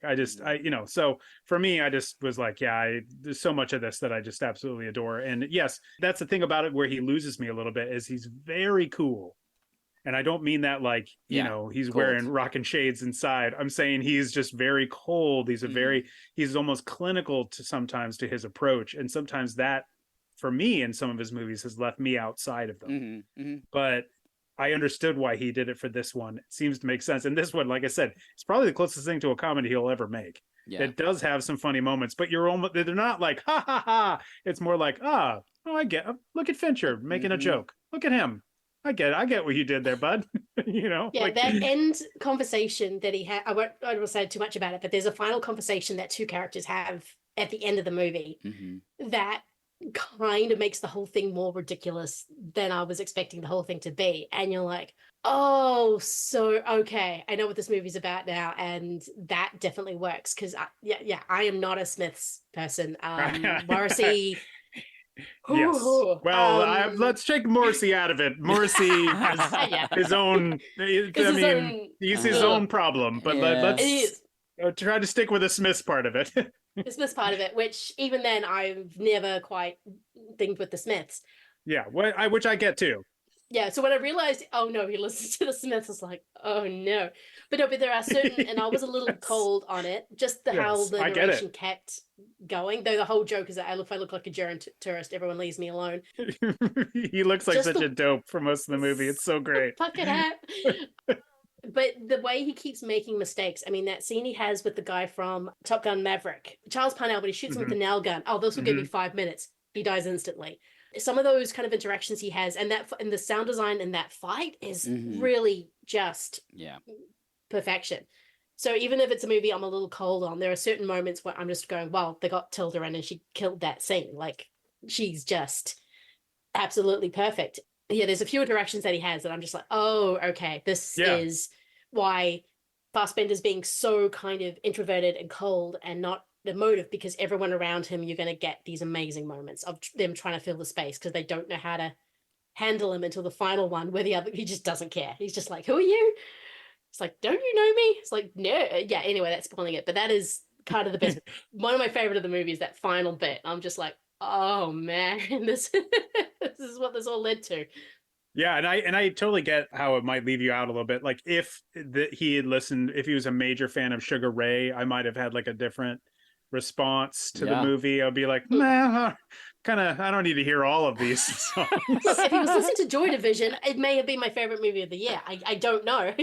Which I would have loved that too. But like, so I can see, like, if you're not a big fan of the Smiths, they're going through a lot of them. So you're going to hear a lot of this. Not all of them, not the whole way through, but you're going to hear a lot of it. But so I can understand. Is actually really good, but every time the Smiths go, I'm like, stop listening to the Smiths. To me, it became such a it was a moment I just kept enjoying, and I again rewatched that whole sequence as well in the beginning through the monologue, and I was just like, every time he kept playing the Smiths, it would like make me laugh a little bit and chuckle, and I know the song. I just what's that? Did you go, ah ha ha ha ha ha every time it. That's right. Did you how you I chuckle? went, oh yes, I do love Yes. this. What a terrific song.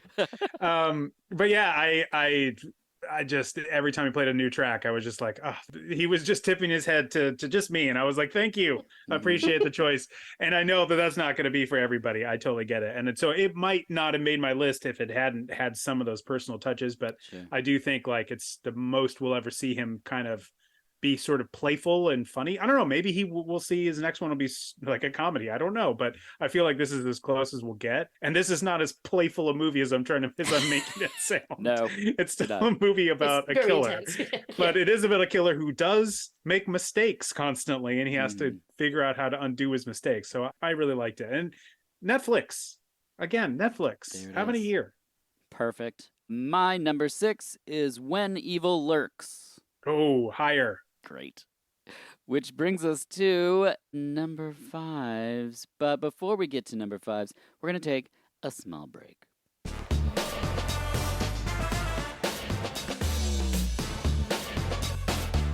Now, I have a question for you. What would Vice Squad be without Wings Hauser? Or House 3 without Brian James? Would you watch Panther Squad without Sybil Danning? No. It would be boring. That's how we feel about food and Marshall's Hot Sauce. Wake up your meals with these small batch sauces created and bottled by a chef. These aren't made in a co-packing plant. They're thoughtfully sourced, balanced creations with a focus on quality and flavor. The red chili lime, sweet and a little spicy, like Gage in Pet Sematary. Or habanero carrot curry, which is more spicy and ethereal, like Erotic Ghost Story. Marshall's Hot Sauce has something for everyone, including the mildest, which is a smoked habanero barbecue, kinda sweet, kinda smoky.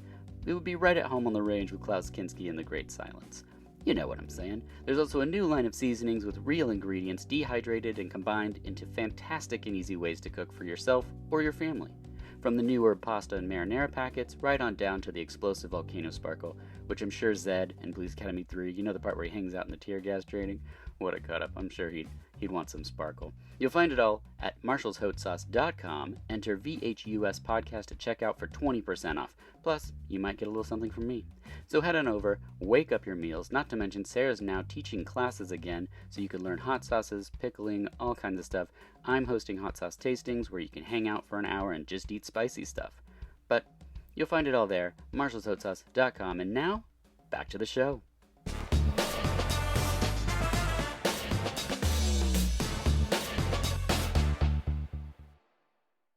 And we're back. But before we talk about number 5s, I wanted to ask you each things regarding 2024, if there's anything you're hoping for more of or less of in the year regarding the films of 2024. Lindsay, anything you're hoping to see? Lindsay, do you want to see anything more of or less of in the coming year? More comedies, because I think it's actually been a good year for comedies. I mean, something like Barbie, which is a comedy, like it still has one of my favorite lines. Mm-hmm. Very funny, still my favorite lines. I kind of lost interest in patriarchy when I realized it wasn't about horses. Like I still think it's one of the funniest lines. That is, in the movie. So kind of more things like that. That's what I'm kind of hoping for, like sort of big, splashy, kind of idiocentric kind of comedies that may be kind of messy and don't always hit when they're meant to, but the jokes are still funny and they make you go through something. So that's kind of what I'm hoping for 2024. There's only going to be like one superhero movie next year, or this year, because we're in 2024. So I'm kind of hoping for more of that kind of thing. Nice. Ryan, anything you're hoping for more of? Yeah, some of the movies I really gravitated to, maybe not exactly on my list here, but were kind of smaller stories. I enjoyed sort of more. I'm hoping for more of the smaller stories. Like I love big blockbusters Littles. as well. Don't get me wrong. Yeah. I actually am a big comic book guy, so I don't mind the comic book movies. But even I am a little bit like, I mean, we've got a good run. You know what I mean? I mean, I grew up in a time when, as Dirk was saying, you kind of had to take what you could get and be happy with it. And we'll eventually, I think we may be getting to the Punisher this year, the Dolph Lundgren run. And that was one that I had to watch and just kept rewatching, going, it's not good, but I'm gonna watch it again because it's what I got. And could they have lit the whole set? It's very dark, is what I remember thinking every time I watched it. Yeah, I just was like, I don't know if this is working for me, but I'll just run it again, maybe this time. And you just kind of had to deal with it. But I do think that the IP stuff, I'm hoping now Barbie maybe isn't a great example of us moving away from IP stuff, and it seems like biopics are now the new IP that people are going for, either a real story, something that really happened in the news, or somebody's life. But I'm hoping that we're going to get more smaller movies. I'm always just sort of, we seem to have like $100 million blockbusters, or we have Blumhouse. And I'm like, I want the middle class of film to return. And I'm hoping that we get a little bit more smaller stuff. I found that some of that stuff exists. We just have to go search it out on these smaller, these movies that are getting picked up by streaming services, but you have to go find them because they're not going to mount a big campaign. They're not going to try and tell you about it. So I'm hoping for more of those stories. And if there's more comedies, I'm going to watch them. I'm really hoping that we get a lot more comedies, a lot more human stories. We did get some really good human stories this year. And I'm hoping they don't have to be big dramas, but they can be like movies about people. You know, I think I think we're ready for that again. I think that the good thing about Barbenheimer was it was like, we're ready for new stuff. Yeah. Like we're ready for different stuff. Yeah. And we'll It still support might it. be IP, but it's a different kind of IP, which is kind of why it felt refreshing. So even with Dungeons and Dragons, it's like, Dungeons and Dragons is a very established IP, but it's still a very different kind of IP to what we've been getting for the last 10 years. So it's even if it's still IP and biographies, I'm kind of hoping that we go in that direction because it still feels different enough. Yeah, agreed. Yeah, totally. I hope that the companies putting out films will just Google if another movie already is called that. I would just like that. That would be great. It's hard for me to recommend a movie called The Boogeyman if there's already 5 movies called Boogeyman. So that would be awesome if they just look it up and be like, you know what, we should choose any of the millions of other words that we could put together as a title. But, you can't have all the cinema hogs in a row, as people say. I hope that at least if they're doing like known IP, I think we did have a lot of stuff that was like IP stuff that was good and was interesting, and they put it in the right hands with some good people. And I'm hoping that that's going to always be sort of a hit or miss kind of thing, but I'm hoping that they're ready for more twists on even the IP that they're getting, that we're going to get something interesting out of it. Yeah, we'll see. Here's hoping. And also give it a different title. We don't have to, not every movie has to be called The Killer. No, there's a lot of them. Or The Boogeyman. Or The Boogeyman. Even call it The Killer Boogeyman. I mean, that's at least a little bit different. I mean, in a way, I kind of felt like even watching Fincher's The Killer and another one that's called The Killer, I was like, we already have a movie called The Killer. Yes. Yeah. I mean, and I've enjoyed it for many, many years. Yeah. It's a good movie. It's a great movie. There's other titles we could have. He could have called it Bucket Hat or just Oops. Exactly. Fincher's new movie, Oops. I would have loved that. Oh, Oopsie. Oopsies. A Hitman story. I would have pressed play day one. I'd watch that. I'd watch many of them. Yes, don't improvise. Oopsies. I'm excited for Oopsie too. Still oopsing. Oopsie doopsies. A Hitman story too. Did you guys see the prequel to Oopsie? It's called Everything's Fine. Just fine. Yeah. A good day in the life. What could go wrong? Okay. Well, it's time to talk number 5s. Lindsay, what do you got in your 5 spot? My 5 spot is Passages. This is directed by Ira Sachs. It stars Franz Rogowski, Ben Whishaw, and Adele Europoulos. Sorry, I cannot pronounce her name. And Ben Whishaw and Adele are my 2 supporting actors of the thing. Oh, nice. This is set in Paris, following the most narcissistic person, who is played by Franz, who is a filmmaker who cheats on his husband, played by Ben Whishaw, with Adele. And it is just about the kind of the yo-yoing this man does between these 2 people as he slowly kind of destroys their lives. And it's kind of a comedy, or a dramedy, I think is probably the best way of saying it. But it is absolutely gorgeous. I love how Irish shot this. Like, he's kind of captures these perfect pokey Paris apartments, how you're not going to kind of see everything. So there's one thing where Franz, or I think it's Thomas, kind of gives some news to his partner, who is Ben, and you don't see his reaction, but you know exactly what his reaction is. And just these small kind of moments of people just trying to be couples, trying to figure out themselves, trying to figure out what they're going to do next, and having this kind of bulldozer of a very tall German man coming in and kind of just destroying everything. And Franz's performance is so good that you're like, yeah, I know he's the worst, but I'm kind of I would hang with him for a night just because he's fun, and just hopefully you get out before everything goes horrible. This movie is very sexual. It is very tactile. It is absolutely brilliant. This is a movie that's going to make you laugh and then completely break your heart within moments. It is definitely rentable. It is kind of like the anti-Past Lives. If Past Lives is this beautiful kind of movie that is kind of like the what if, this is shows you the what if, and you're like, oh, we need to separate these this guy from everyone because this is not going to end well. I haven't seen this or heard of it. Yeah, me neither. It's so good. It's on Mubi, which I Yeah. don't subscribe to, Don't know but what you that can rent it off of Vudu and Apple TV. So, but that's it for right now. And I love Ben Whishaw too. I think he's excellent. So Oh, he's so good in this. Yeah. I'm very intrigued by this. Yeah, definitely. It's on the list. It's on the list. Yep, it's in there. Yeah. Yes. It's these two movies this year of obstinate Germans who refuse to speak French even though they are living in France, and Passages is one of them. Okay, Passages at number 5. Ryan, what do you got? Okay, well, let's return to Godzilla -1. Hooray!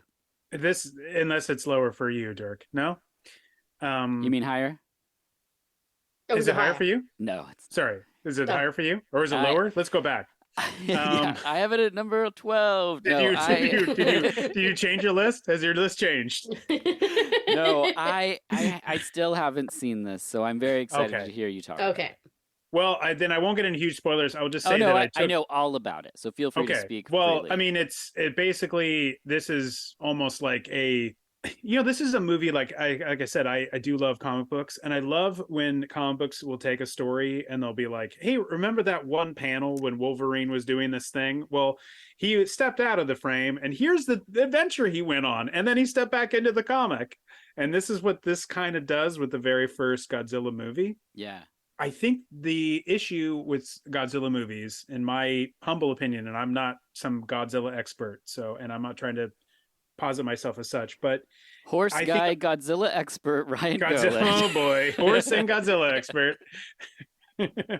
It's just the human story, and the human story is often, I think, a bit of an issue. But this is, I think, nails the human part of the story. So much so that I think like that could have been compelling enough on its own, because it's a story about a kamikaze pilot and him sort of re-entering his home life after the war, having not fulfilled his mission. And then there's Godzilla on top of it. And I brought my 2 kids to see it thinking, I honestly didn't know anything about it. I just heard it was new Godzilla. I wasn't even sure if it was Japanese or not. And it was basically the first foreign movie I think my kids have ever seen.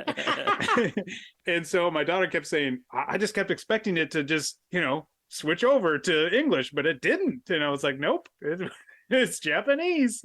So I had to make sure our youngest, knew what was going on. But they left the theater and our youngest was like, well, I'm traumatized. But he was saying it in a joking way. I think we really loved it. We keep talking about how much we enjoyed this movie. I know it's not for everyone, because a friend of mine went and saw it and was like, I hated it. And I'm like, I didn't get any of that. It's clearly my number 5. I loved it. I think it's so good. I know it wasn't made for a ton of money. I know the guy that directed it did lots of stuff on the movie, including, I think, partly the effects. Takashi Yamazaki, I believe, is his name. His name's like kind of all over the place. He wrote it obviously as well, and he did work on the visual effects of it as well. But they all look terrific. I think the movie looks great. Godzilla is a scary creature. It's back to the original intent of Godzilla, while also telling a human story that actually makes sense, all on his way to Tokyo, which they lead up to. So like it would be interesting, and I haven't been able to do this. I would love to watch this and then watch the original again. That would be really cool, because the one with Matthew Broderick, right? That's the one you're talking about? Yeah, the Matthew Broderick one. The original. The original. Well, no, I mean, We'll be getting to Ah. the 1985 Godzilla Oh. on the Oh, podcast yes. Here in January. So that's the original American Right. American one. Even though actually the Americanized version of the original is what they based that one on. We did Godzilla versus Mechagodzilla last year on the podcast, and had Graham Skipper on, who wrote a book about Godzilla, and Great guest. we great fell in guest. love with that movie. I Yeah. went back and rewatched the original Godzilla movie, and it is a absolute newsflash. It's a fucking masterpiece, and it's like I just got real into it. So I was happy to go see a Godzilla movie. I'm happy got my kids to go see this movie, because when you get a good Godzilla movie, fuck, it's just terrific. And Stars align. Yeah. and I felt like this one, I just thought they nailed all the aspects you needed. Evil Godzilla, hell bent on destroying people, and you nailed the human story. Perfect. So I really enjoyed the hell out of this. It's kind of, when you watch Godzilla -1, it's like, oh, this is how a blockbuster's meant to be. I mean, yes, it is spectacle. And when Godzilla finally does come up on Tokyo, it's pure spectacle. When he's chasing the boat, it is that little fisher boat, which is now becoming, I've seen it in so many memes, it's like becoming iconic. Mm-hmm. Mm-hmm. It is pure blockbuster. It is kind of reminds you of how good a blockbuster can be when done right, when you've got these sort of broad strokes, but yet it's getting to the heart of these characters, about this guy who chickened out of, which I would too. Like, I would not want to be a kamikaze pilot for anything. No, it sounds horrible. No. And then the survivor's guilt that he has, and kind of this makeshift family, and the fact this movie puts in, what's her name? Yuki Yamamata, who plays the grumpy neighbor who ends up becoming the sort of the mother figure. I love her as an actor. She's incredible, and she's just sort of popped up in this movie. She's so good in this too. Yeah.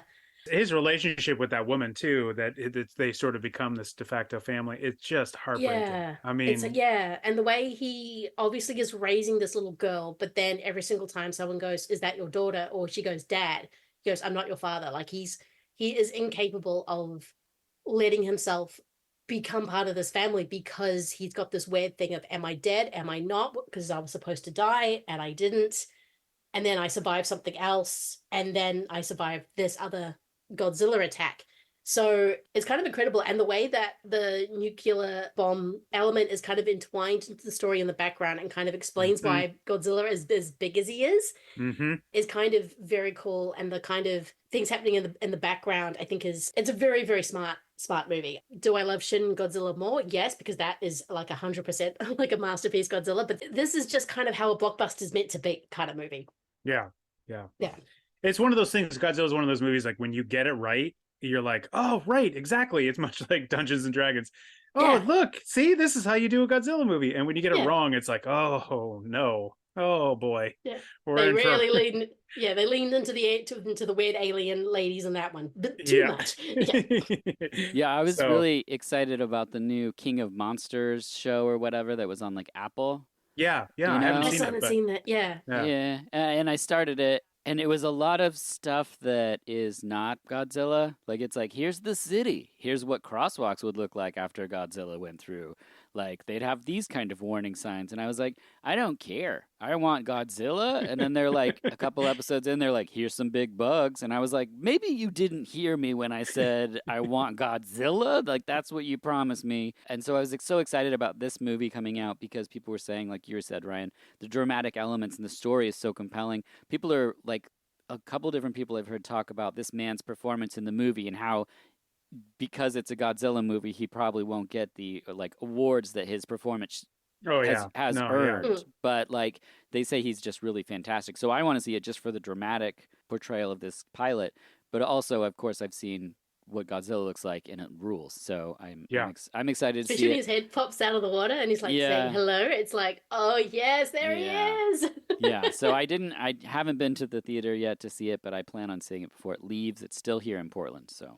It's actually done really well. I think no one expected Godzilla -1 to do as well as it did. Same with, say, another Japanese director's movie, Miyazaki. I don't think anyone expected The Boy and the Heron to do as well as it's done. Mm-hmm. And that movie has a little man living in a heron. I still can't get over that. It's just like, that, I cannot get over it.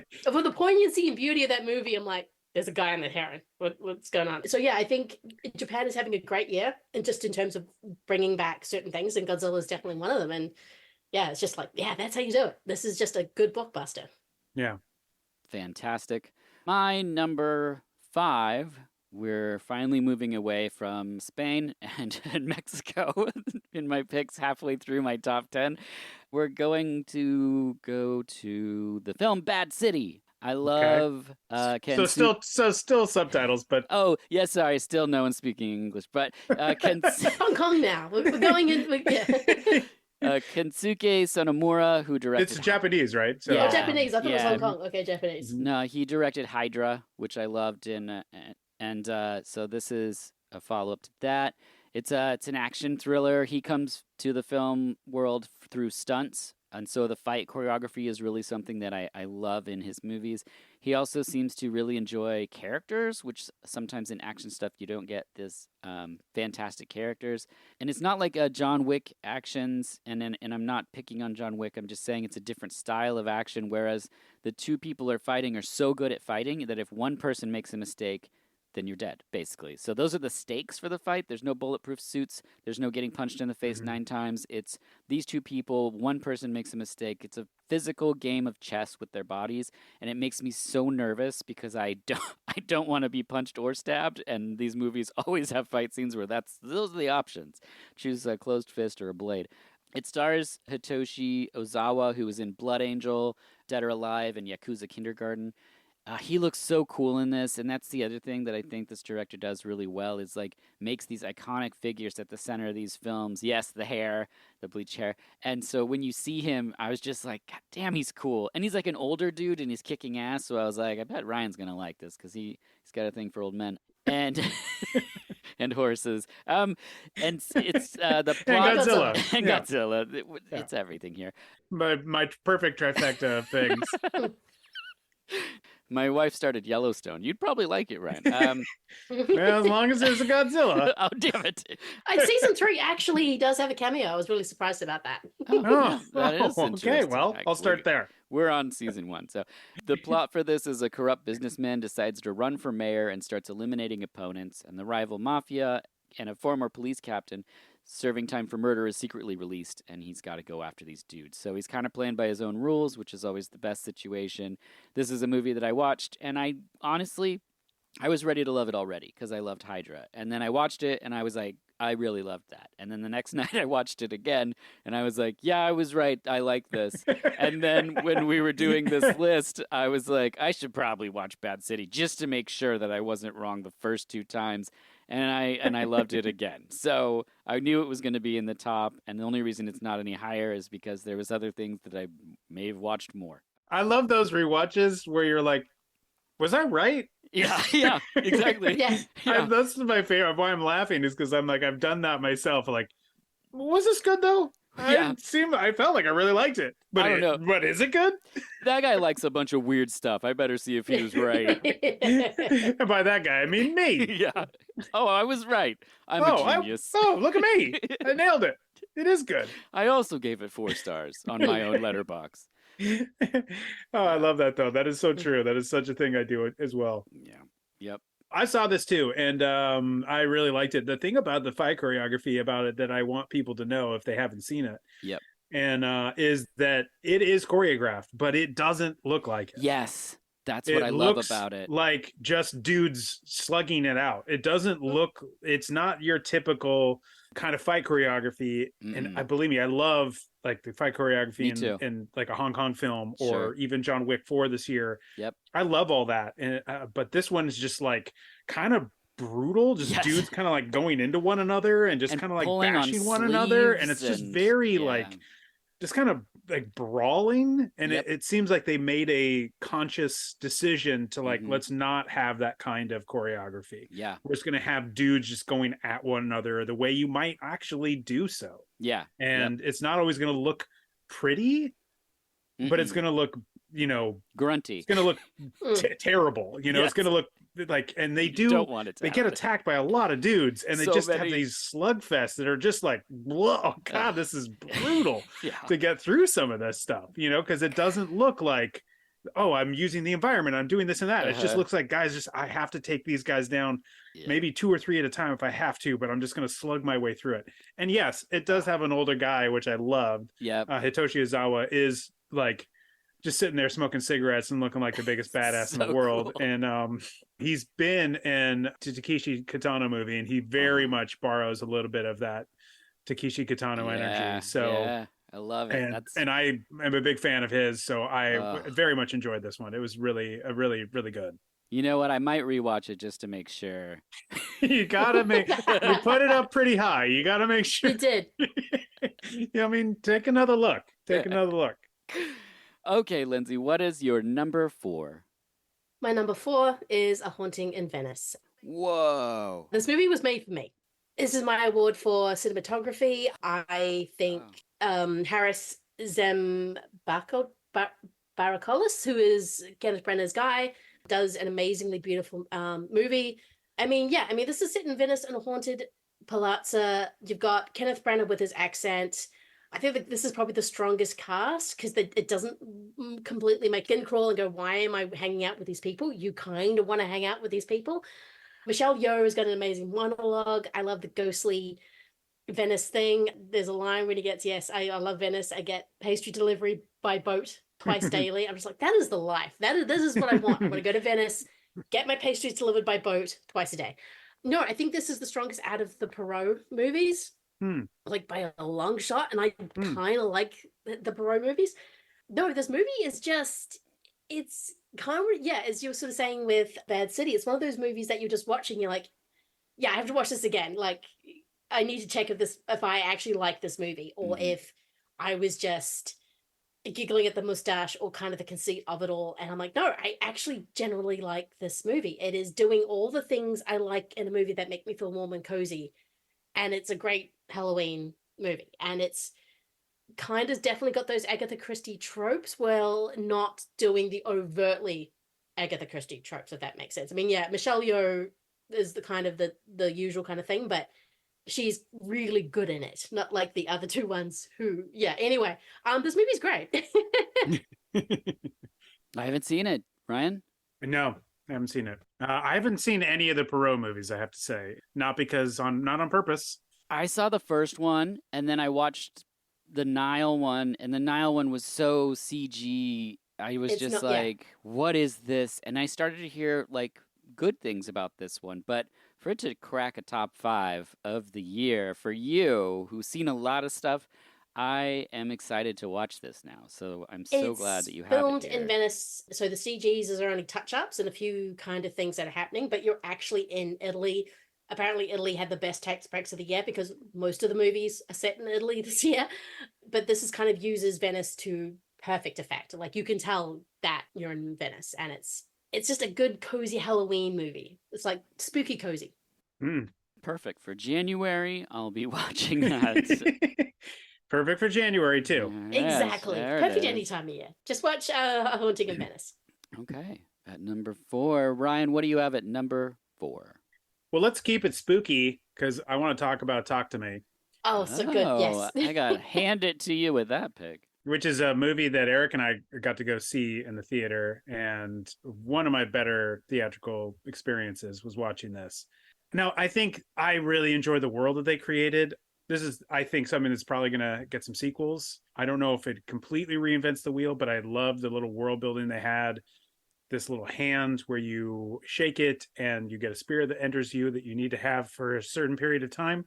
But I think what really sold me on this one and why I put it so high and why I really dug watching it, not only because I think I saw it in the theater and I think that always makes a big difference, but the cast in this is just great. And I did not know who anybody was, but the lead actress, I think Sophie Wilde, is really good. But even down to like the two friends that like bring the hand to the party, and like those two characters are like so good. Like the world of it is so well cast. It is, I think that's what really sold me on it. Not only that, but I just felt like the sequence I think I was really sold on is when they they get into it and it's kind of spooky. They're not sure about it, but then they go through this montage of like the many times they do it. Yeah. Because I mean, once you've survived it, the kids are, teens are like, let's keep going. We did it. Let's keep doing it. But not once did someone put their junk on the hand, which is weird. Somebody would have done it. Somebody would have done it. It's an Australian movie. Someone would have done it. They just, for some reason, didn't decide to show it on that one. But it would have happened. Not even a boob. Is that in the or a Australian version? Yes, it is. Okay, good. Australian cut. It's a little bit. I hope it's a nice cupping. But in any case, I just thought this was very charming. I got real into it.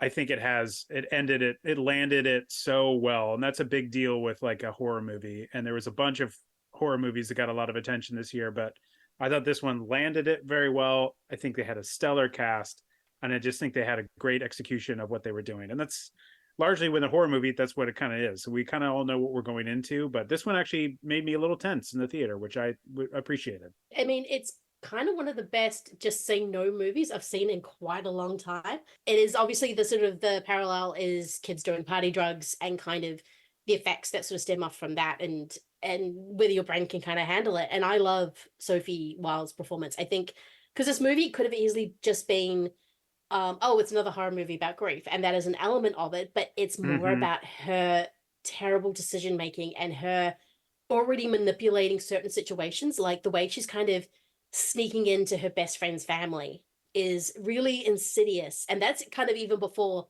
the hand stuff even really kind of gets going in the possession and everything like that. I think it's a first time movie from two YouTubers, and I think it's that first opening scene when they're going through the party is so confident that it's an good arrest. It's what an incredible scene. Yeah, it's a really strong piece of filmmaking, and it announces them. They announce themselves like right off the bat, and it's like holy shit, what a and in the theater it was so like what the hell, like it was like, oh, we're in for something good. Yeah, I also love that, like, it's a movie that has an object, and I love that in movies, like an identifiable thing that's attached to the storytelling. The second the movie finished, Sarah turned to me and she's like, can you buy that on Blu-ray? And it comes with a hand, and I was like, they're going to do that for the release. Oh, they did, absolutely. And they did, of course. They're not idiots. And I just think it's great. The conceit is great. The execution was great. Like you said, the cast was really solid. And it was just a super fun ride. And it was nice to see something that just wasn't like the newest horror, whatever they said about like Thanksgiving or something. The Haunted Pool movie, which I have not seen, probably will see, so I shouldn't judge that much, but there is a Haunted Pool movie coming out. Sure. That is kind of... the newest horror franchise. And this is kind of a haunted hand movie, but the way they deal with it and kind of bring out certain things that are already there at the beginning and just magnify them, I think is really, really strong. And it's this was just under in my top 10, but I do love this movie a lot. Yeah, I just think it builds so well. That's something that I think is really tricky, is that it has a spooky build, obviously has an incredible opening, and then it just slowly, like, it gets to be fun for a while, and then it really, when it starts getting into the dread part of it, like, they build to that so nicely and so well. Like, I just, I was really, really into it, and I love horror stuff, so that's why it rates so high with me. Yeah, I really dug this one a whole lot. There you have it. Talk to me at number 4. My number 4 is The Cow Who Sang a Song into the Future. You all know it. Come on. It's a debut film from a Chilean director, Francisca Alegria. A long-dead woman comes back to life in a river full of dead fish and transforms the life of her dysfunctional family. You'll like it, Ryan, because it's elegiac. Am I saying that correctly? Elegiac. I knew this was going to come up. I knew it. I knew last year I had really sunk myself, just as I knew that once I started loving training horses, that this was going to come back and haunt me. But you know what? I don't care. But this I'll film live with it. Is elegiac. Am I right? Sure. How do you say it? Close enough. Elegiac? I don't know how you say it, but it is that. It's also an exploration of motherhood, family, loss, identity. I often roll my eyes when I see people say things like, this is something new regarding a director, but this really felt new to me. film is like, it's visually very luscious with a narrative, but that has like breathing room where we as the viewers can sort of take in the surroundings. It's telling a story about like the motifs of the destruction of the earth, but not in a preachy way. We see how people see each other and how that can change, how loss can change what we want in the future from people who once were in our lives. It doesn't end dour despite all of those things. And there's a moment in this movie, and I'm not saying this movie is for everybody. Obviously, with most of my picks, these are picks of things that really connected to me and things that I love. But there's a moment in this that has no dialogue, and it says so much, and it just beautifully wrecked me. Now, I was holding a sleeping kitten at the time and having a very tender moment on my own, but nothing else connected to me in that way. So this is my director pick. Wow. Francisca Allegria. And the film, again, is called The Cow Who Sang a Song into the Future. Highly recommend it if I didn't scare you away with it sounding like super artsy. There is a dead woman that doesn't speak through the whole thing, but how she impacts other people's lives is really amazing. There's not really horses, but a lot of cows. So it It's might close, I work. guess. Yeah, Mm. it's what you get. Hooves. But yeah, I've never heard anyone talk about this film. I started looking it up, and people were mixed on it, rightfully so. Not everything like this is going to be for everyone, but I just think it's incredibly fascinating. It was very invigorating. I didn't expect to think about it, but I kept thinking about it. And like I said, there's that one sequence with no words where my brain was just unraveling what I was visually seeing was she was saying on the screen with not even like, I don't even know that if that's what they're saying, but like, holy smokes, I was just like, oh my God. And then I was telling my wife about it when she got back. Oh yeah, also I was alone. My wife was out of town. And you didn't watch a Godfrey Ho movie? I'm so shocked. I think Yeah. I did after this because I was like Yeah. feeling too many feelings. I was like, don't I have Clash of the Ninjas around here? It's well worth checking out if you want to see what this fantastic director is doing. The Cow Who Sang a Song in the Future at my number 4. But Lindsay, what is your number 3? My number 3, well, it was always going to make it into the top 3 somewhere, so I might as well just get this over and done with. But it is, of course, Killers of the Flower Moon. I've discovered in the last few months, I am apparently a Scorsese bro. So if you want to come for the length of his movies, I apparently will cut you for some. I get very angry, which is a sure sign that you are a Scorsese bro. But I mean, yeah, this gets my best direction. This gets my best performance from Lily Gladstone. I don't know. This movie just worked for me. I get why people kind of complaining about the length because it is long, and I think it is very much geared toward it being on streaming one day. But it's also, well, you could have done that with Napoleon, and you could have done that with Rebel Moon already. We didn't need these chopped up monstrosities. We could have just gotten the long, good one. And this is what Killers is. I think Robert De Niro has not been this good since the 90s, playing the worst person in the world, like literally, like the most evil. Wait, wasn't think- he in Bad Grandpa? Wasn't that Yeah. Robert De Well, yeah. Niro? This is better than Bad Grandpa. Yeah, Okay. this is All right. Well, I know Bad Grandpa was the pinnacle, and then you see this, and he's even a worse grandpa in this movie. But there is a way that Scorsese kind of translates on film, kind of how naturally genocide and racism is just flown into how colonialists think. And when the Native Americans suddenly get oil, become wealthy, which is something that is, they get this because they are now living in America, so oil is now worth something, they can't have it. And just these little ways that are doing it. And there's a lot of chaos happening in the movie. It's very silly, it's very funny, and then you'll just see Lily Gladstone in complete grief, judging you with her stare. And it brings exactly what the movie is. I think when she disappears from the movie for a big chunk, you notice she's not there. Like the movie kind of dips a little bit, and you're like, oh, I want Lily back. Because she is the heart of this movie. I think the relationship between her and Leo is fascinating.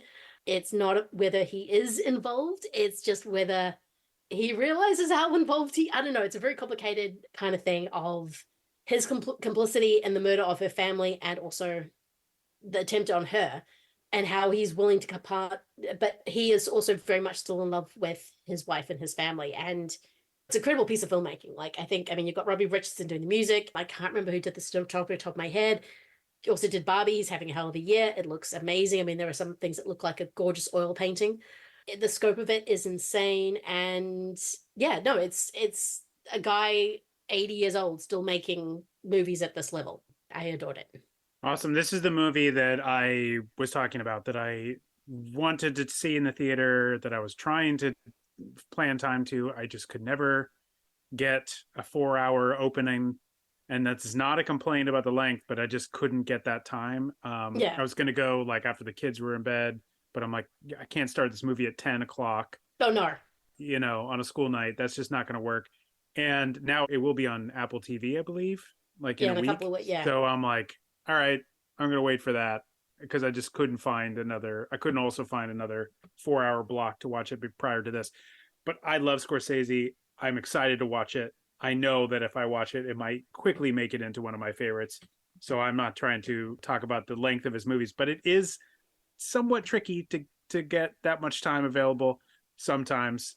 But as long as you use that time, I have no problem. Like Triangle of Sadness, it was one of the movies last year to me that I was like, well, that's how you use a long running time. As long as you can use the running time and you make good use of it. Watching Tar, I'm like, I'm not sure we needed that for 3 hours, but that's okay. But like, it's a great performance though.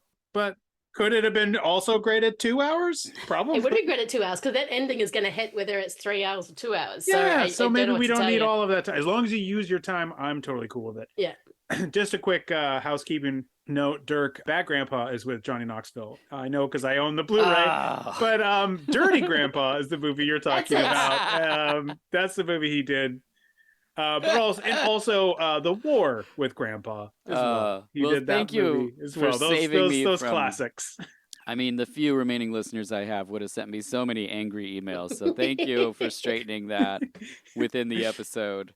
Bad Grandpa's a movie I've seen many times. Oh, wow. yeah, I've actually seen Bad Grandpa many times. Yes. Because there's too many Grandpa movies, but Bad Grandpa is actually pretty funny. Yeah, it is. Well, I didn't see this movie, but I also last year didn't see The Fablemans until Lindsay recommended it, even though I know who made it and I knew who was in it and what it was about. And the same thing here. Like, I was like, I'll get around to it. But until someone I really know is like, it's great, I was like, I know it's great. I'll watch it. And then I'll watch it and I'll think it's great. But it's just like, The critic Mark Kermode made a really good point about it. He was sort of saying the length is definitely for streaming. Like, you can tell, so you can sort of pause whenever you want, go do what you want, and you're not going to have to watch it like The Irishman, because that movie's nearly 4 hours, and that's on Netflix. And I have done that with The Irishman. You just watch an hour here, and then you finish it later on. But the scope of the actual movie making is cinematic. And Mark Kermode made, there's a bit of a thing that he couldn't quite put together with that. For me, it wasn't an issue, but I think because it is very long and it is very paced. But then Pat Healy shows up at one point, and I'm like, oh, I'm so back in. I'm so happy. Pat No, Healy's in that that's the movie? thing. I wanted to see it in the theater. I want to see, like, I know he's already on to the next, and I'm sure we're going to get more great stuff from Scorsese, but like, I want to see them while, he's still making movies. Yeah. I'm bummed that I missed it in the theater, because I definitely want to see his stuff. So, Okay, Ryan, what's your number 3? well, here's where the theme is happening a little bit on my list. If you've noticed, a lot of it's about grief. And this one is also about grief. It seems to be that those are the stories that are really clicking with me personally, and that's The Holdovers. I knew it was going to be on here. Yeah. Yep. To me, this is Best Supporting Actress. Divine Joy Randolph is the heart of this movie. For sure. She is incredible. What an incredible performance. It's also Best Actor, probably, as well.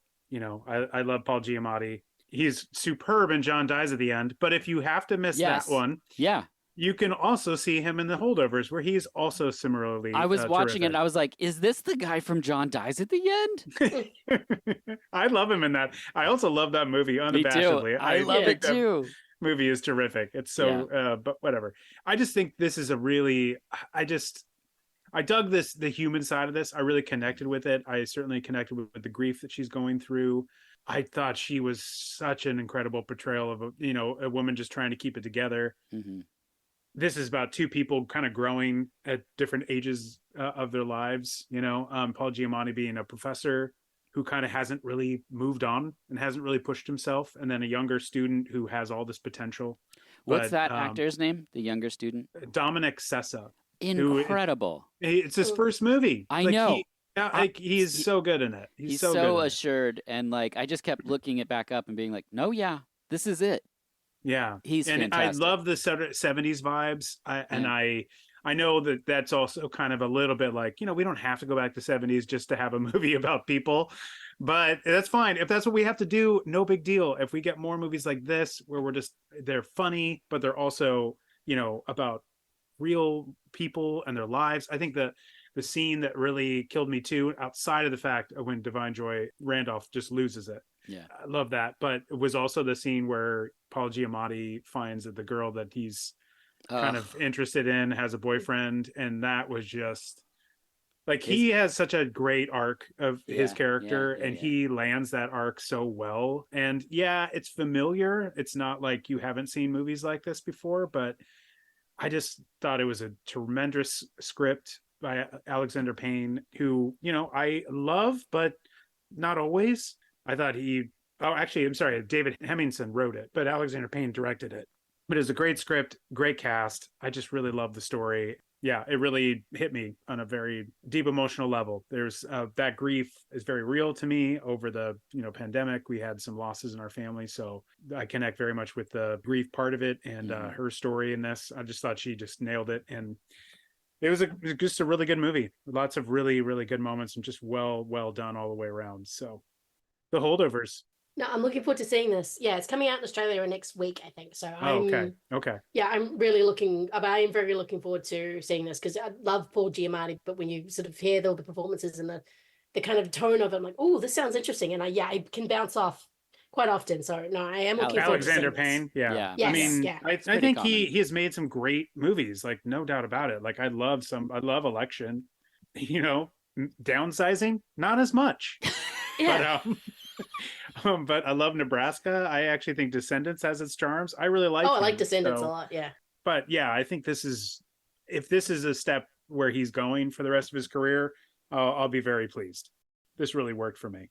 Yeah, this is what I was alluding to earlier, where I was saying, you see the characters, you're like, oh, I know what this story is, and I have a pretty good idea where it's going to end. But then you watch really amazing performances tell that story, and it's like, oh, yeah, well, we don't need everything to be like an incredibly new reinvention of something. Sometimes it's just a really well told story that we get to see in a film, solidly directed, brilliantly acted, well paced, with very like great human emotions, and not super long. Like, it uses its runtime, like you said, Ryan, really well. And I watched this back to back with the movie I was talking about earlier. Just holding the sleepy kitty. So the cow who sang into the future. The cow who sang into the future, and the Holdovers I watched back to back. Wow, I'm excited for that episode of Schlock and Awe. That's really going to be really excited. Yeah, it's going to be great. Both of us will have sleeping kittens when we're doing it. So yes, perfect. That's a mandatory. I'll try to get one for when I listen to the episode. There you go. New show.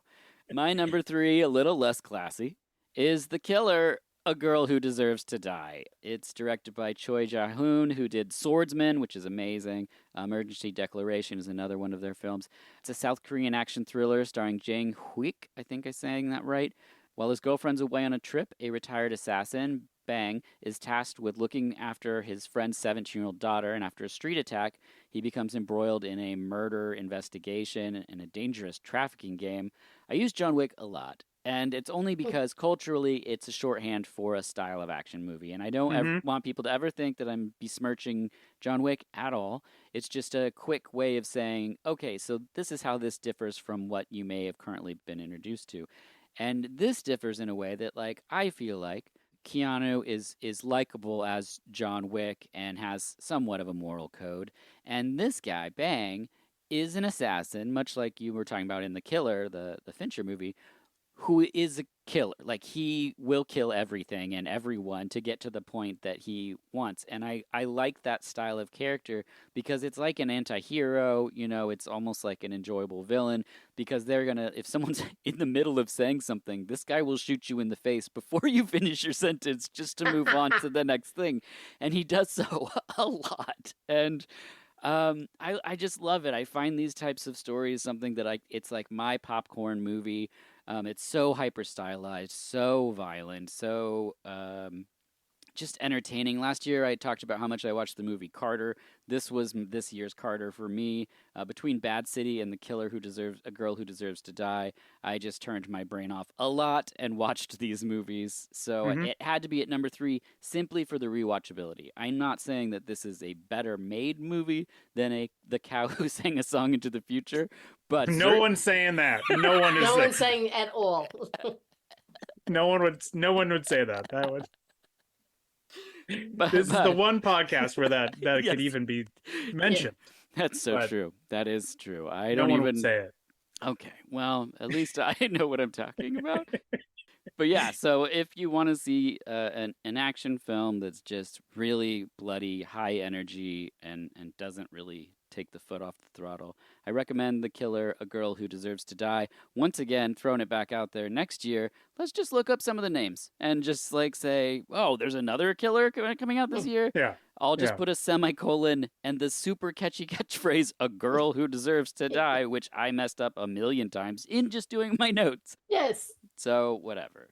But yes, that's my pick, number 3. Just Yes, I did see this, and on Letterboxd it doesn't include The Girl Who Deserves to Die, and that in and of itself as a subtitle is a cheeky little thing because this girl is highly annoying, and he gets stuck babysitting her, and he's trying to solve this human trafficking situation that he gets involved in. Yep. Before his wife and the girl's mom return from vacation, and so it has one of those like.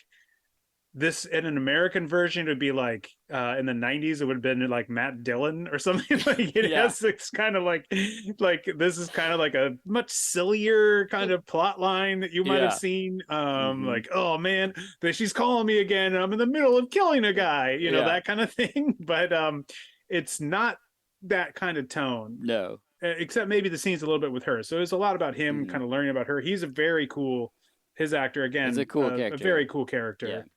And I wonder too, because I am only kind of getting into more Korean action films. I've seen a good amount of them, but again, by no means an expert. I saved my expertise for horses and Godzilla movies and old men.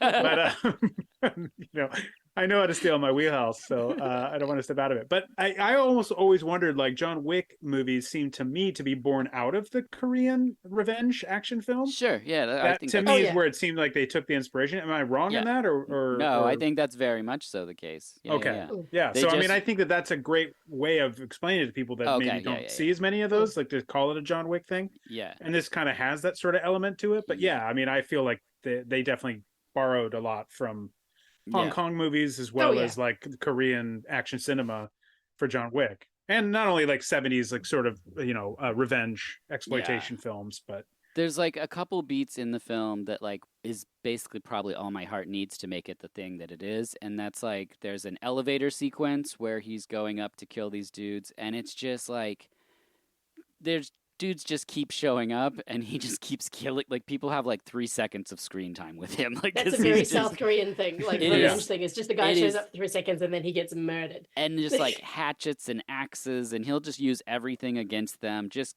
slaughtering people. And then there was another sequence where he encounters this, I think he's blonde assassin guy, and they kind of fight in these narrow hallways and in this tiny closeted room. And it's just a different type of fight with that dude, where you just get it through the physicality. You're like, oh, this guy's on his level for the first time he's fighting one person. Right. Yeah, it's just, I just really, every year these types of films really entertain me. And so I'm like, well, that's got to go high on a personal list, despite the fact that my heart goes out to The Cow Who Sang a Song into the Future. I'm also going to enjoy The Killer, A Girl Who Deserves to Die.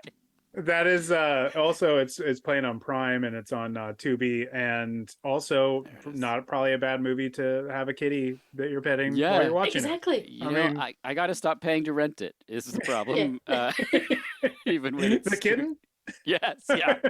Just every time it's like just like bring a kitten home, just sit there, just watch movies, just pet the kitten gently, and That's why I can't watch The Killer of a Flower Moon. Is those hourly rentals of kittens are just killing me. Exactly. It's a lot. It's a lot, but worth it in the end. I think so. Lindsay, what's your number 2? My number 2 is All of Us Strangers by Andrew Haigh. I was going to call him Paul, but it's Andrew Haigh.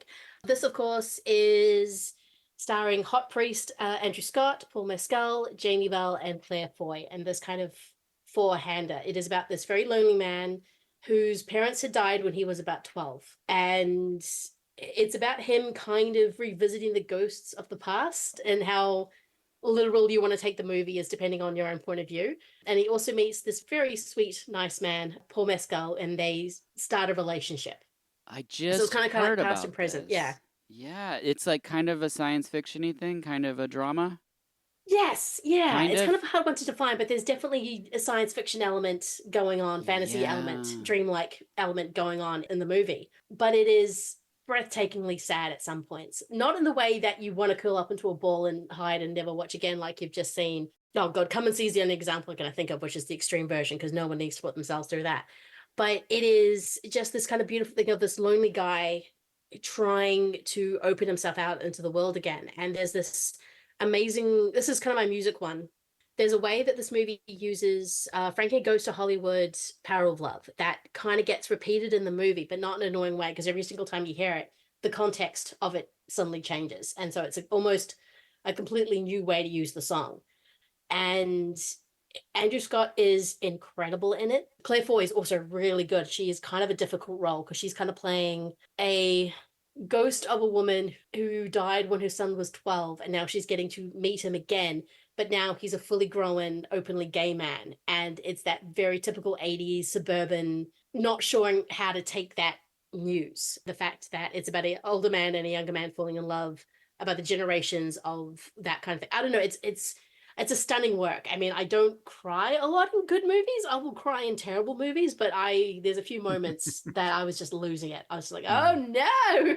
But it is kind of got one of those endings that is definitely sad, but it's the right ending. You feel okay with what is happening, even though the reality of it, you're like, oh boy. Andrew Scott is incredible. There's a reason why he's getting attention, because it's an incredible performance. I hadn't heard of this until Variety's Actors on Actors did an episode with him on there, and Cillian Murphy and Paul Giamatti. And so I was like, I want to see all these guys like sitting around a table talking shop. And the way it's split up is actually more almost episodic, so they don't get a lot of crosstalk. But I saw him and I was like, oh, I know him from the British. He was in Fleabag as playing Hot Priest. That was his character's name. Hot the second season. Yeah. He was also the villain on Sherlock Holmes. And there was also Moriarty on Sherlock. Moriarty. On and so Sherlock, I saw him and I was like, oh, I love that guy. I want to see what this is. But he's really good. He's a really good actor. Glad. I want to see it. It's in limited release right now in the US. So it's you can only see it in theaters at the moment. So but it's definitely worth seeing. But it is a movie where you are most likely to cry, and it's going to be, I think, a different point for everyone because there's so many kind of emotions that it's hitting. Though you do see him, there's this really amazing moment where he's keep returning to his childhood, so a grown adult wears his 12-year-old 1980s pajamas, and it's definitely worth going to see for that moment. Ryan, you get to the theater more often than I do, and I know they don't allow outside food and drink, but what's the stance on kittens?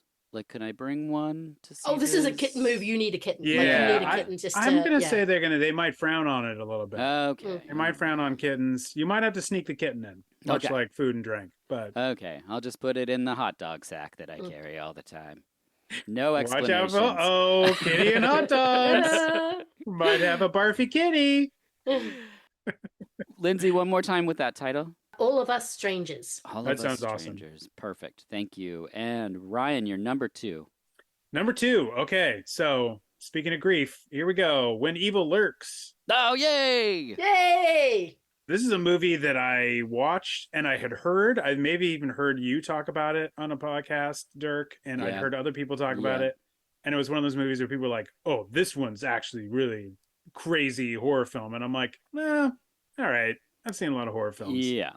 And Eric and I watched it one night, and she was like, why did you make me watch that? And I was like, I didn't know it was going to go where it went. To be fair, I had no clue. I told my wife what it was, and she goes, why would you think I'd want to see that? This is one of those that, like, and Erica loves horror films. We love Talk to Me. Yeah, we watched a ton of stuff. But this was definitely another level in terms of a horror film. This was... like what this is like horror movies kind of personified. I don't want to like overstate, but I just thought this is a movie. I don't want to spoil anything, so I'm trying to think, how do I even talk about it? It's a hard movie to talk about because of It that. is a very hard movie to talk about. Because Yeah. I don't want to spoil anything, but Yeah. I'm just, look, evil is lurking. Evil has certain rules. You'll learn about them and you really have to follow those rules. But this is a movie that Erica, again, yelled at me that night, or was not yelling at me, but she was like, how dare you? And then the next day we kept talking about it. Yeah. And we were talking about all the things that we loved about it. And then the new Fangoria showed up. I subscribed to Fangoria. So I was like, look, they have all these pictures of these effects. And the effects in this movie Unbelievable. are so fucking good. But it is tense from like moment one, almost from the very beginning. It's like the two brothers encounter a weird situation and like just fucking buckle up, because it just goes from there. And it goes to places that you're like, the amount of times Erica and I just turned to one another during it, we're like, yeah. I didn't know it was going to go to this place. It's kind of awkward. Like I was sort of started watching it. I had to watch it over 3 things because I was sick. And apparently when I'm sick, I don't do horror movies, which is weird because I'm usually all about horror movies. Sure. So, but I was sort of feeling great. I thought, oh yeah, I need to watch this movie. And then I'm watching it going, okay, yeah, it's the guy who did, oh shoot, that other really good Argentinian. Terrified. Yep. Terrified. Really, really strong ghost story. Like that makes you jump, and it's got some really cool set pieces. And then it's like you're just living in a set piece in that movie, and it gets very awkward. And you're like, I'm gonna pause this for a moment and have a nap, and then I might get. And it just took me 3 days to get through it, so I need to go back and watch it as a whole. But it is a very hard movie to talk about because once you get into it, you're like going, yeah, they did that in a movie. That they actually that's what happened.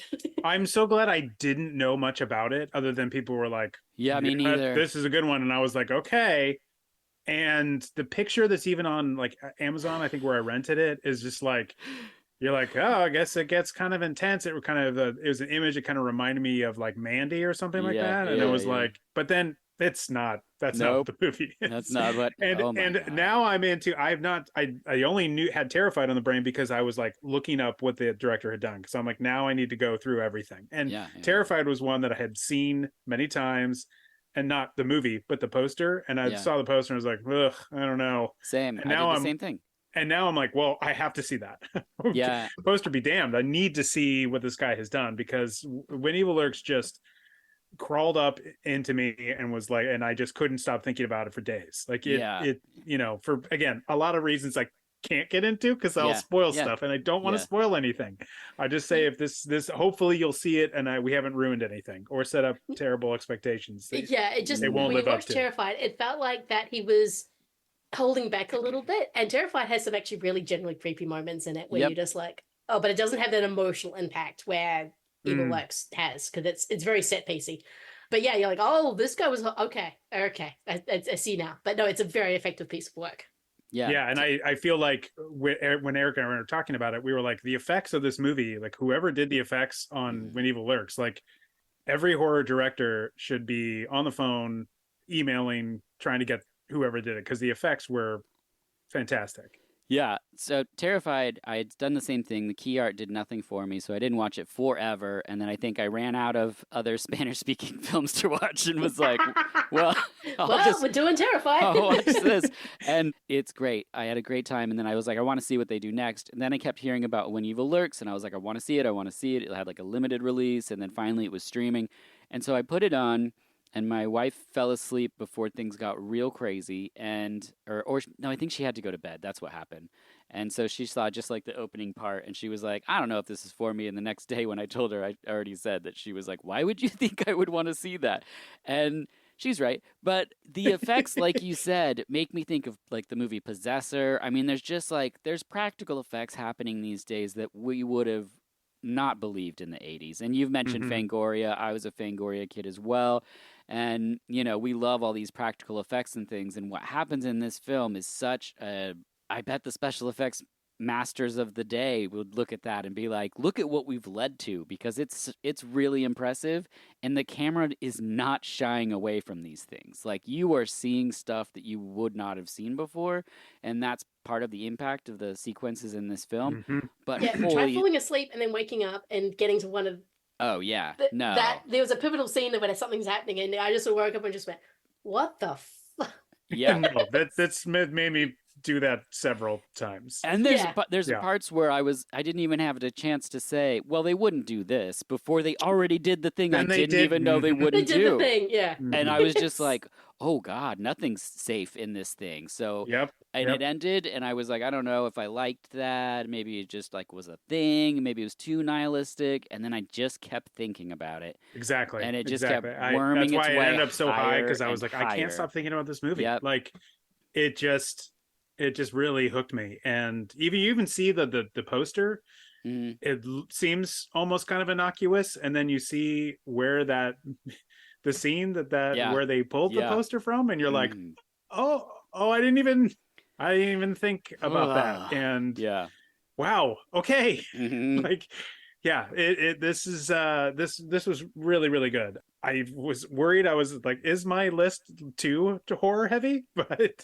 But these two really just hit me. Yeah, I just thought this was like an incredible new movie. It's much like kind of how I felt like when I saw Wreck the first time, Mhm. and I was like, wait, who is this? Yep. I need to see all of it, because this is a really interesting new voice, newer, I should say, Mhm. but new to me. Yeah, that's why it is so high up on my list. Awesome.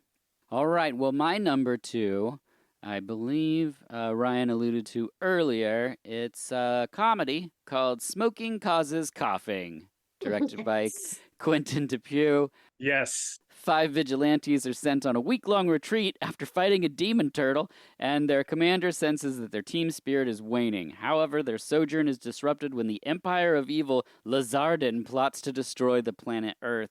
Okay, I love this director. I love a lot of his movies. I liked the other movie he had come out the same year about the house with the basement. Lindsay, what's the name of that movie? Do you remember? Oh, I don't. It's a time travel one with an exploding dick, and it's amazing, but I can't remember what it's Yeah. called. Yeah. It's but that's the problem. But this film is such a treat. It's such a delight. It's hilarious. It's imagine if you will your Mighty Morphin Power Rangers, but they're they're all cigarette related. Yes. And the captain is a rat puppet that constantly drools green slime, but he's just so sexy to the ladies. The ladies love him. The tobacco force you're talking about. Yes, the tobacco Yes. force. They use the power of smoking to fight. It's yeah. I'm sorry. I don't mean to This interrupt. movie gave me such joy. I just immediately started texting people and being like, "You just have to watch this thing." I don't know how anyone would hear about it other than me and other people like me that are just looking for it. And so I rewatched it again, and no surprise here, it brought me so much delight, so much joy. It's absurd the places it goes. The evil guy eating the soup. I just like every new thing they introduce in the film. It's Yeah. also it's an anthology. The way that the Yes. I stories didn't expect work. the anthology part of it. Yeah, Neither and did I. I didn't expect the superhero part of it as well. As soon as I realized they were in costumes, I just went, "What the?" oh my gosh, Okay. the I saw those sequence- on like Letterboxd when Dirk Yeah. told me I about didn't- this movie, and I Yeah. saw this, so I was like anticipating that. And when we got in the first scene, I was like, "Well, this is hilarious. Let's see how this goes." And then they started going to these stories, Yeah. and so I was almost like a little thrown by the anthology part of it. But like, I loved it so much. but then what they do in the anthology part of it, it's just like There's a sequence. if it doesn't connect with you, I'm like, you have to look at this. And this is why I couldn't stop thinking about it, but I knew I couldn't put it on I didn't feel right putting it on my list, You could have. It just but would have I been higher. really on mine. wanted to. Is that like, even if it doesn't connect to you, it's so imaginative. Like Yeah. it goes in so many, just on a pure creativity level, this Mhm. thing goes so many places, but it also was incredibly funny. I found the robots that they were dealing with so funny. There's The a gross rat puppet as their leader was just hilarious, and the goo that kept coming out of his mouth. I just there's so much of it that I enjoyed. And the practical effects. They had Yes. it gets pretty gory. Yeah. Yeah, So- there's a sequence where a fish starts telling one of the stories, and the way that sequence ends was like the hardest I laughed this year. Yeah, it's very funny. Yeah. It's so. I was just searching for if it had a Blu-ray again today. It doesn't. Just it does, but it's like there's nothing extra to it. Oh, so I'm really? like, Oh, I'll get it anyway. but I'm That's like, let's see if I think it's like a region B, but that's not a problem. But No. I just wanted to. I'm like holding out because I think somebody's going to find this and put this Yeah. out, because this is like a blast. And this is like Psycho Gorman style. Yes. in Yeah, terms yeah, of yeah. the humor. Yeah. I love Quentin Duplaix. I can't say his name. I mean, that Dupieux? other movie is incredible, but true. That is Oh, yes. Yes. thing with that's the right. apple and the oh my god. And you guys talked about Mandibles last year, did you not? Or Yes. That Yes, was he on my talked about list. Mandibles. Yes. Mhm. And Lindsay talked about deer skin Yes. on the Discoveries, I think, maybe. He always takes this kind of a premise that you never thought of and then just kind of turns it into this direction that you're just like, wait, where are we going now? And that is Coughing Causes Smoking. It is such a delightful, I didn't, because I didn't know anything about it when I watched it. I just knew it was him. So it is just a delight. It's so stupid. it really is, in like all the right ways. And it clearly, like, though, also really likes horror films. He also he throws a lot of like what he digs into smoking causes coughing, and that's what I really like. Like it goes through the full spectrum. I almost could have been satisfied with just this stupid tobacco force, but man, yeah. but at the same time, like he gives you lots. He gives you a lot in a very short running time. Like his running times are typically just under 80 minutes. Like he gets through a ton. And I was really impressed. I'm so glad. I was nervous this wouldn't make your list, and I left it off mine because I was like, I wouldn't have known about this movie if you hadn't pointed it out, and I'm so glad you did. But I didn't feel right putting it on my list. I would have just said higher. Desperately wanted the to. Thing. The second I saw this, I was like, well, we're starting with a number one this year because I don't think I'll see anything that's more me than this. And then I did, but we'll except for the cow that sings a song of the future. But right. Well, that was always right around 4. But the movie that you selected, When Evil Lurks, that I had later, was moved around so much on my list because it was like, but would I rewatch it? But I did. But would I do it again? I would. But do I want to? I guess I did. Like, it's very... and I came to that conclusion too. I was like, no, I will rewatch this. Yeah. It's not something that I'm going to be like, hey, I'm feeling like having a good time. Let's throw on When Evil Lurks. But it is a movie that I know I'm going to revisit for sure. It's just I now know what it is, but I'm gonna have to be ready for it. I'm gonna have to be in the right mood because it's it's intense. But I'll definitely rewatch it. And that's what also solidified it for being on the list for me. Yeah. Okay, here we are. The moment is at hand. People are just begging for this episode to be over. So let's get to our number ones. Lindsay, what's your number one top film from 2023? My top movie is Rye Lane, directed by Rain Ellen Miller. It's her first time feature. I wrote just brilliant romantic comedy. So it stars David Johnson and Vivian Oprah. They are basically two people in their 20s, each have gone through a bad breakup, even if one doesn't quite want to admit how bad the breakup was.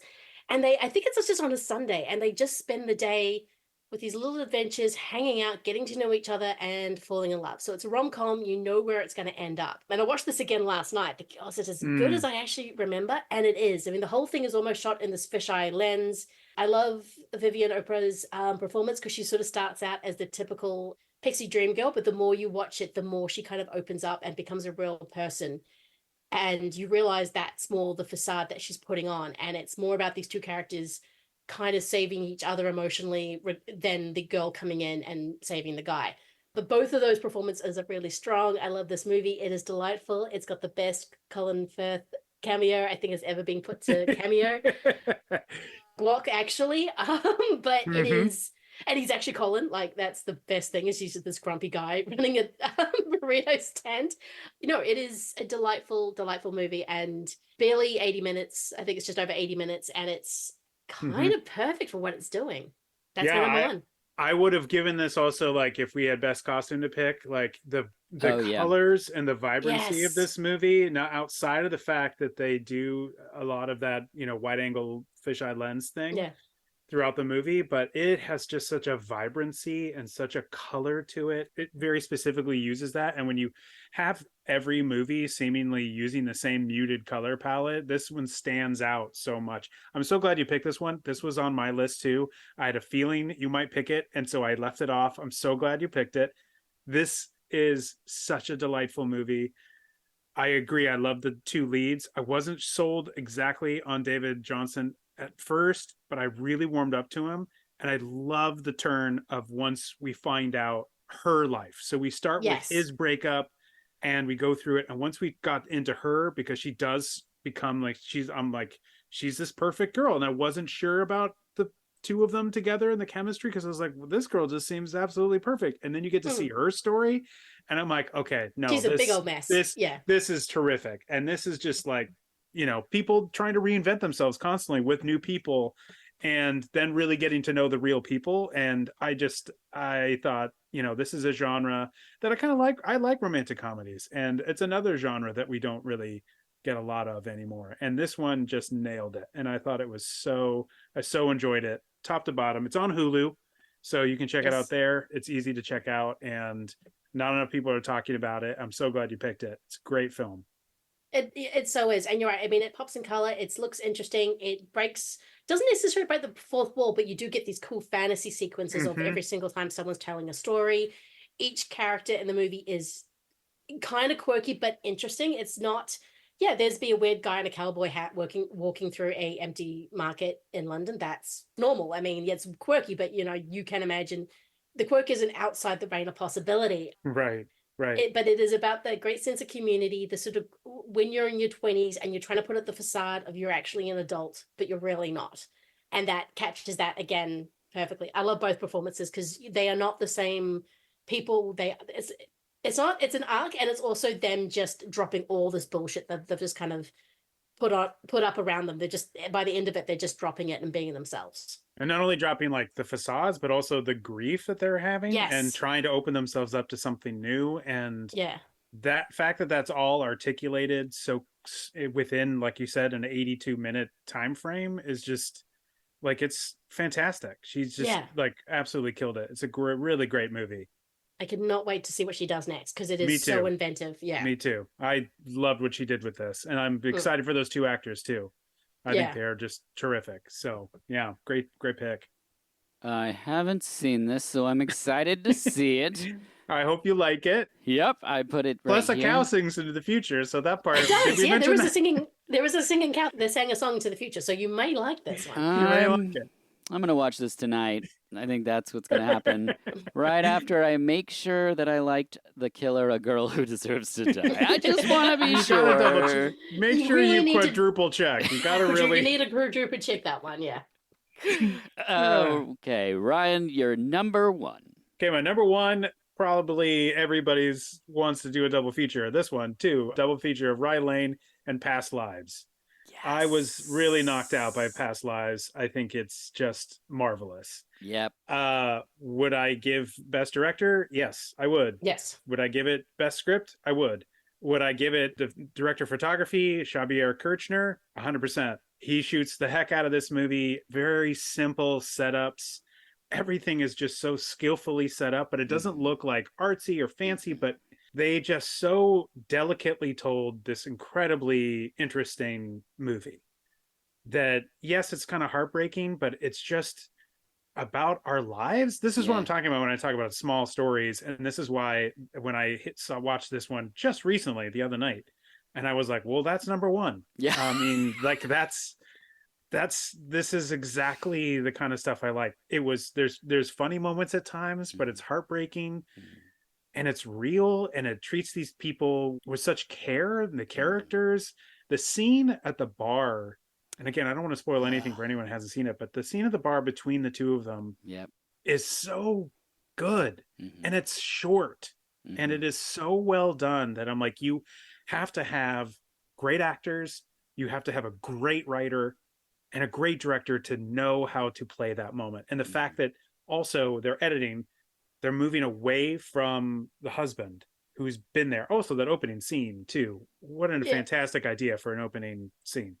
But we cut away from him and we don't even see his reactions. We just go to the two of them. It's marvelous. And it was just like, it's all about, the choices we've made and the people that we want to be, and, regrets and mistakes we may have made that we didn't realize till later. Like, I just thought it was marvelous. Would I give Best Actress to Greta Lee? 100%. I thought she was outstanding.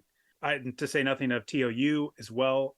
I mean, the whole movie. I just was like, this has to be in my number one. This was exactly the kind of stuff I like. Just it's a simple story, but not a simple story. It's like I can't stop gushing about it. I really loved Past Lives, and I've heard people do top tens, and they're like, "My number 9." I'm like, "How can you watch that not be number 9? This is number 1 Yeah. for me. Number 1." I just thought this was marvelous. This is like last year, I think, when I saw the Banshee of Inisherin, I was just like, "Oh yeah, boom, yeah, that's it," because I love the writing as well. The writing on this movie is just outstanding. Don't you feel like the male lead could have been older? Like you would have liked it better if he was older. No one rode a horse, so that was an issue. I mean, I felt like they could have at least found some horses in Central Park and kind of gone around. Like surprisingly, no cows sing a song about the future either. So that was kind of surprising as well. Maybe they could have gone into a theater and just saw a Godzilla movie. I don't know. I'm just saying some of the things that I really dug would have been cool. I'm just spitballing here, but instead of waiting for a lift, maybe it's a horse. Just saying. Oh, I mean that ending's just killer. That ending scene. There's so many things. This just worked on all levels for me. I thought it was just marvelous. Never has a lift ride spoken so much about something. Oh my god! And I love the also when you are a first-time director and you have the presence of mind to not cut. Yeah. And know that this whole scene's going to play. Yep. And we don't need to cut. It was just fantastic. Well, I felt like not since Wong Kar-wai's In the Mood for Love with the hands on the seat. That's the movie, right? Yep. Where you want those hands to touch. Like here, I wasn't sure what I wanted to have happen. Because, because the husband's not a dick. So you don't want things to get convoluted and awful. But like every teetering shift of weight when they're waiting for that car, as an audience member, I was like, are they going to get closer? They're not getting closer. I don't want them to get closer, but are they getting? They might. I don't know. And it's just so well done because then you're left thinking like, what do I do in this situation? And the people that in my life that I was in that now are like, is he even watching a cow sings a song into the future? They don't know unless they listen to my podcast. But yeah, I mean, I think that scene with the husband talking about character he would be if this was made into a movie. Yes. That's when I was like, hook, line, I'm in. I was already in. I was already loving when I was doing it, but I was like, this is number 1. Like, and then, to say nothing of the scenes that end the movie where I was, just like, fuck, this got rocked by it. But that scene was so wonderful, and what an incredible movie moment to include into the movie, because I had that thought, and it's like Celine Song, who directed the movie, was like, I know you're going to be thinking that, so here's the scene. They're going to discuss it. And I was like, damn, that is just quality writing and directing, and I think it's the same scene when Greta Lee's talking about, no, I don't regret my choices. I am here. Yes. Is there a possibility of another life where I could have fallen in love with Taeyu? But I'm not. I am here with you. So that is my choice. No, it's a beautiful kind of sentiment. Like, this movie crept up on me. Like, I'm watching it. Oh yeah, I'm liking the direction. I'm liking the little things she's doing. It's good. It's not as good as people. And then by the end, something clicked. And I'm like, oh my God, there's something about watching it as a whole and then coming around full circle, just when you're realizing, oh, this thing is of a piece and it's amazing. Like, it's this wasn't my top 10 and I took it out because I thought it's been in a lot of top 10 lists. Someone else may talk about it. I'll leave it off. So obviously Pope's Exorcist could get in there. I love that you didn't made that move. That's what a Lindsay move. I love it. But it's sort of quietly watching it, and she does so many things where it's kind of like the multiverse movie that I want. It's like you're watching the two possibilities of her life and you're okay with both. Like, whatever one she chose, it would have been fine, but you feel devastated for, I think it's Hugh he plays. I don't think he's ever going to get over her. Like, he's always going to have this thing of, this could have been my life. I could have had it, and now I don't. Why didn't he fly over there? The 12 years why didn't I fly over there? Why didn't you do it, dude? Why didn't he answer when she was there? Yeah, she even says like she went there, and he's like, I don't know, and it's just like, ugh. It's so like it makes those and they're very realistic choices. Yeah. That's the thing. They don't seem outrageous or put upon or just invented whole cloth. They make sense. But there's so many little moments. I want to go back to Xavier Kirchner as the DP. Yeah. There's a moment in the rain when he has the just the little roof that's above him, and it's a little bit of the cameras, a little bit of a Dutch angle underneath, and the rain falling off. It's just these little moments like that are so beautiful. When they go onto the ferry ride, and you just see them in that line, and they're almost sort of somewhat in shadow. Some beautiful little, they're just little moments, but he captures them so well. They're so well done. It's like if you didn't really take a moment, you wouldn't have even thought anything of it. It makes sense, and yet it's so artfully done. The way the angles and stuff he takes in a simple story, nothing that's going to be flashy. He's not doing anything that's going to take away from the story, but it just enhances it just a little bit more.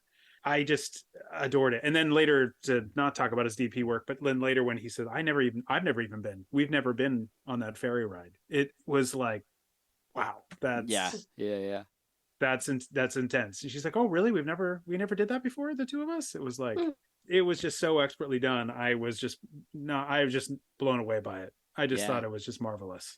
Yeah, I was getting really nervous because it hadn't come up on anyone's list. And I was like, did I do a disservice by not? Because if we were talking about like literally best movie I saw this year, like that's what we'd be talking about for my number one. Yeah.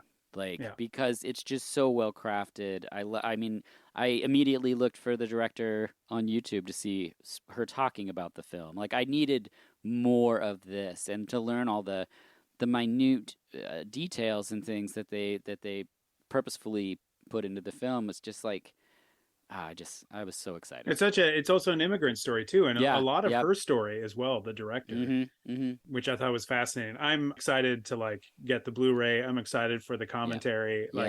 I just thought this was just great. I hope it wins all the things. I agree. On a great year with a lot of great movies, and a lot of great movies we didn't even talk about, but I just thought this was fantastic. But we haven't even gotten to your number one. Though I will say, again, Lindsay, Rye Lane, Past Lives, double feature. I don't know. I'm just saying. It's good. Just throwing that out there. It'd be an amazing one, yes. Well, let's see if we have a triple. Here we go. I will say, the cow who sang a song to the future and fell in love. My parents were just up, and my mom was like, "What's your next episode?" And I told her, and she goes, "Ooh, what's a good movie from this year?" And I was like, "Let me think about my list here." And so I just told her Past Lives. Smoking causes coughing. Yeah. Yes. Okay, my number one is Indiana Jones and the Dial of Destiny. I knew it. You know, when I saw you were a fan of that movie. When I saw the first Indiana Jones, I said, "This the first one you got right." I said, "This is good, but make him 80." This has to be number one. Okay, my number one is a film that everyone's talked about already. No, I know what's coming. It's produced by Steven Soderbergh, and it is. Yep, it's black and white. It stars Stephen Dorff and Scott Bakula with a soundtrack by DJ Muggs of Cypress Hill and Dean Hurley, frequent David Lynch collaborator. It centers on two mysterious brothers who abduct a mogul during his quest for immortality. I'm talking about Divinity from this year. Yep. The most Dirk movie that I could ever think of is for 2023. It is Divinity. The Dirkiest of Dirk movies to ever Dirk. My excitement to find something like this that somehow nobody was talking about, and I couldn't believe it. From the opening sequence, I was like, either I'm on acid in the 90s or this person was on acid in the 90s. Like, this is so crazy. And then the fonts that they choose are so like... I was like, come on, what is this, tailor-made for me? And then Scott Bakula is great. He's old. He's a new Scott Bakula to me. He's an old guy. Old guy, so you like that. I'm into that. Stephen Dorff is doing something very different from usual. He's actually really good in it, I think. I think the fact that they actually shot on black and white Kodak film, it has this like Anton Corbijn feel for me that's very much my wheelhouse. It's a 90s music video. It's a perfume commercial. It's a science fiction movie. It forgets which one of these it is at different times, but I don't care. And then there's a part where Scott Bakula's brother is a crazy bodybuilder who just loves to lay on the floor and have water poured on him. And Stephen Dorff. Oh, sorry, Stephen Dorff. Yeah. And I was like, I guess I like this. I don't know. And the soundtrack reminds me of if like 90s Gary Newman was on the label 4AD. Like it is such a specific cultural reference that Ryan knows what I'm You talking and me and 3 other people are laughing hysterically. And so I watched this thinking it's going to be number 10 on my list. I mean, it's this tiny little black and white thing, and no one will have seen it. And then the next day, I just kept thinking about it. And we've heard my brain do this with previous films, and I was like, "No, I'm not going to rewatch it, brain. We just watched this." And so then I kept thinking about it. Was I right? Did I watch? So I bought the soundtrack, and then I was listening to the soundtrack, and I was like, you know, I really like this. And so the 48-hour window on the rental had closed, and so I was like, I should probably check it out just to see. So I watched it again, and then I searched to see if I could buy it, only to find out 2 days ago Vinegar Syndrome's releasing it. Yeah, they're releasing it. Yeah. Yeah. So guess who pre-ordered that?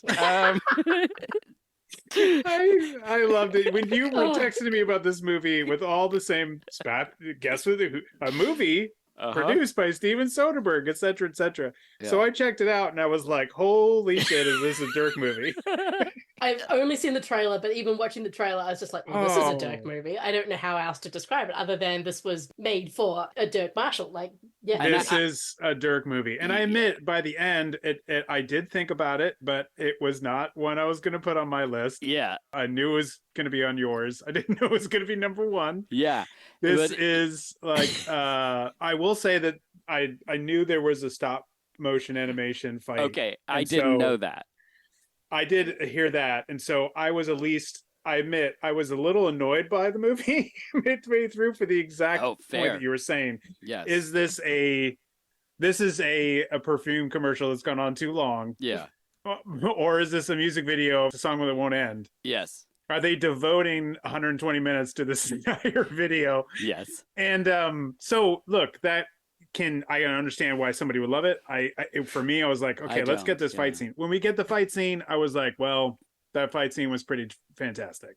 I did not know it was going there. So, for people that No. don't know, Steven Dorff is tied to a chair by these two alien angel boys who maybe learn the Mhm. meaning of love. I'm not saying anything, but Neither is the movie. and Steven Dorff is getting injected with this life serum that he created that starts to cause his face and body to mutate Mm-hmm. and start to kind of look like his bodybuilder brother. And it culminates into a stop motion animation fight scene. Look, if you're not going to watch it, which I frankly know most of you won't, I was so delighted that it even had anything like that at the end. I was like, fine if it just did this for a loop. Like if I was still watching it. It's worth that. It's worth seeing it for that fight scene alone. If not some other, there is some other stuff in it. And I actually Yeah. think there's a decent story there, what the story is about in Sure, terms of yeah. this, but the way the storytelling goes for it, that's where Oh, man. you are either going to be like Dirk and be like, this is my number one movie, or Yeah. you're going to be like, I'm not sure. I'm not sure Yeah. about this. This is And- certainly experimental, and you Yes, have to yes. kind of be into that or not. The music was very good. Yeah. Dorff is actually doing a very good job. I thought he was very good in it. The for what soundtrack it was. is out on vinyl, Ryan, just so you know. I know you Okay, like vinyl. it was a good score. The other thing about this movie, because it could easily have just been a 10 just to mention it as an oddity, but the more that I thought about it and its imperfections and its strangeness, it's just something that I would have found in the 90s, and I would have been like, you guys got to see this. Like the way I treated Tetsuo before I actually knew who the director was and his importance in underground cinema. It's just this thing where I was like, why? Why does this exist? Who made this? And then the fact that it's being done now and being produced by Steven Soderbergh, I just think it's so important that movies like this get made and that people are allowed to still do this kind of stuff.